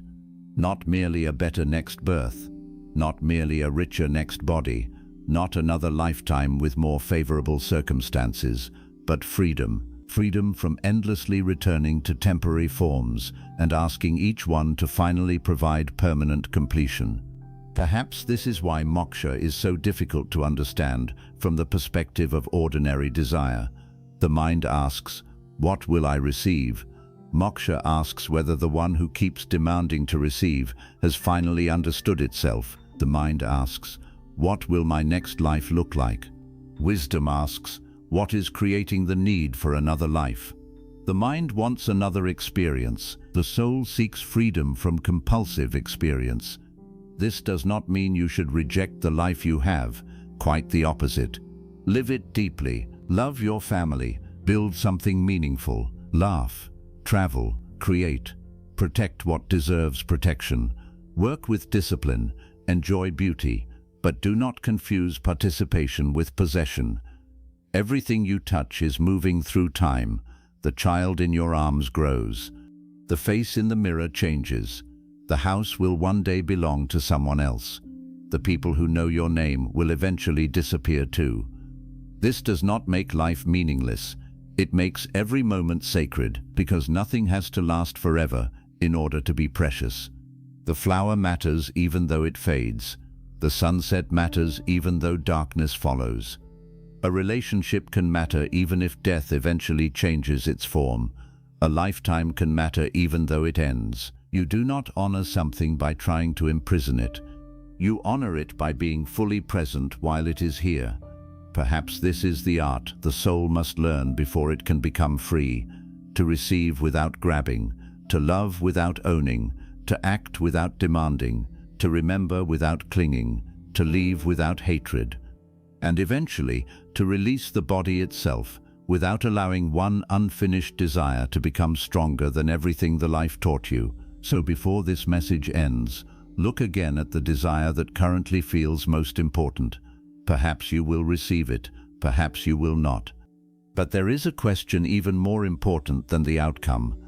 Who are you becoming while you pursue it? Is the desire making you more honest or more deceptive, more compassionate or more selfish, more courageous or more afraid? Is it leading you toward Dharma, or is it teaching you to betray everything you once believed? Because a desire is never only about what you want, it is also shaping the person who wants it. And that person is the consciousness that will one day stand at the final doorway. Your next birth may therefore be influenced by something happening right now, quietly, invisibly, in the ordinary decisions no one else notices. One thought you refuse to feed, one resentment you finally release, one attachment you begin understanding, one act of integrity you choose despite temptation, One moment when the mind says, I must have this, and awareness answers, no desire is greater than my Dharma. That may be how the direction changes, not through fear, through consciousness. Before you leave, subscribe to Akashic Vedas and write this in the comments. I choose freedom over attachment. And when you write it, do not let it be only another sentence beneath a video.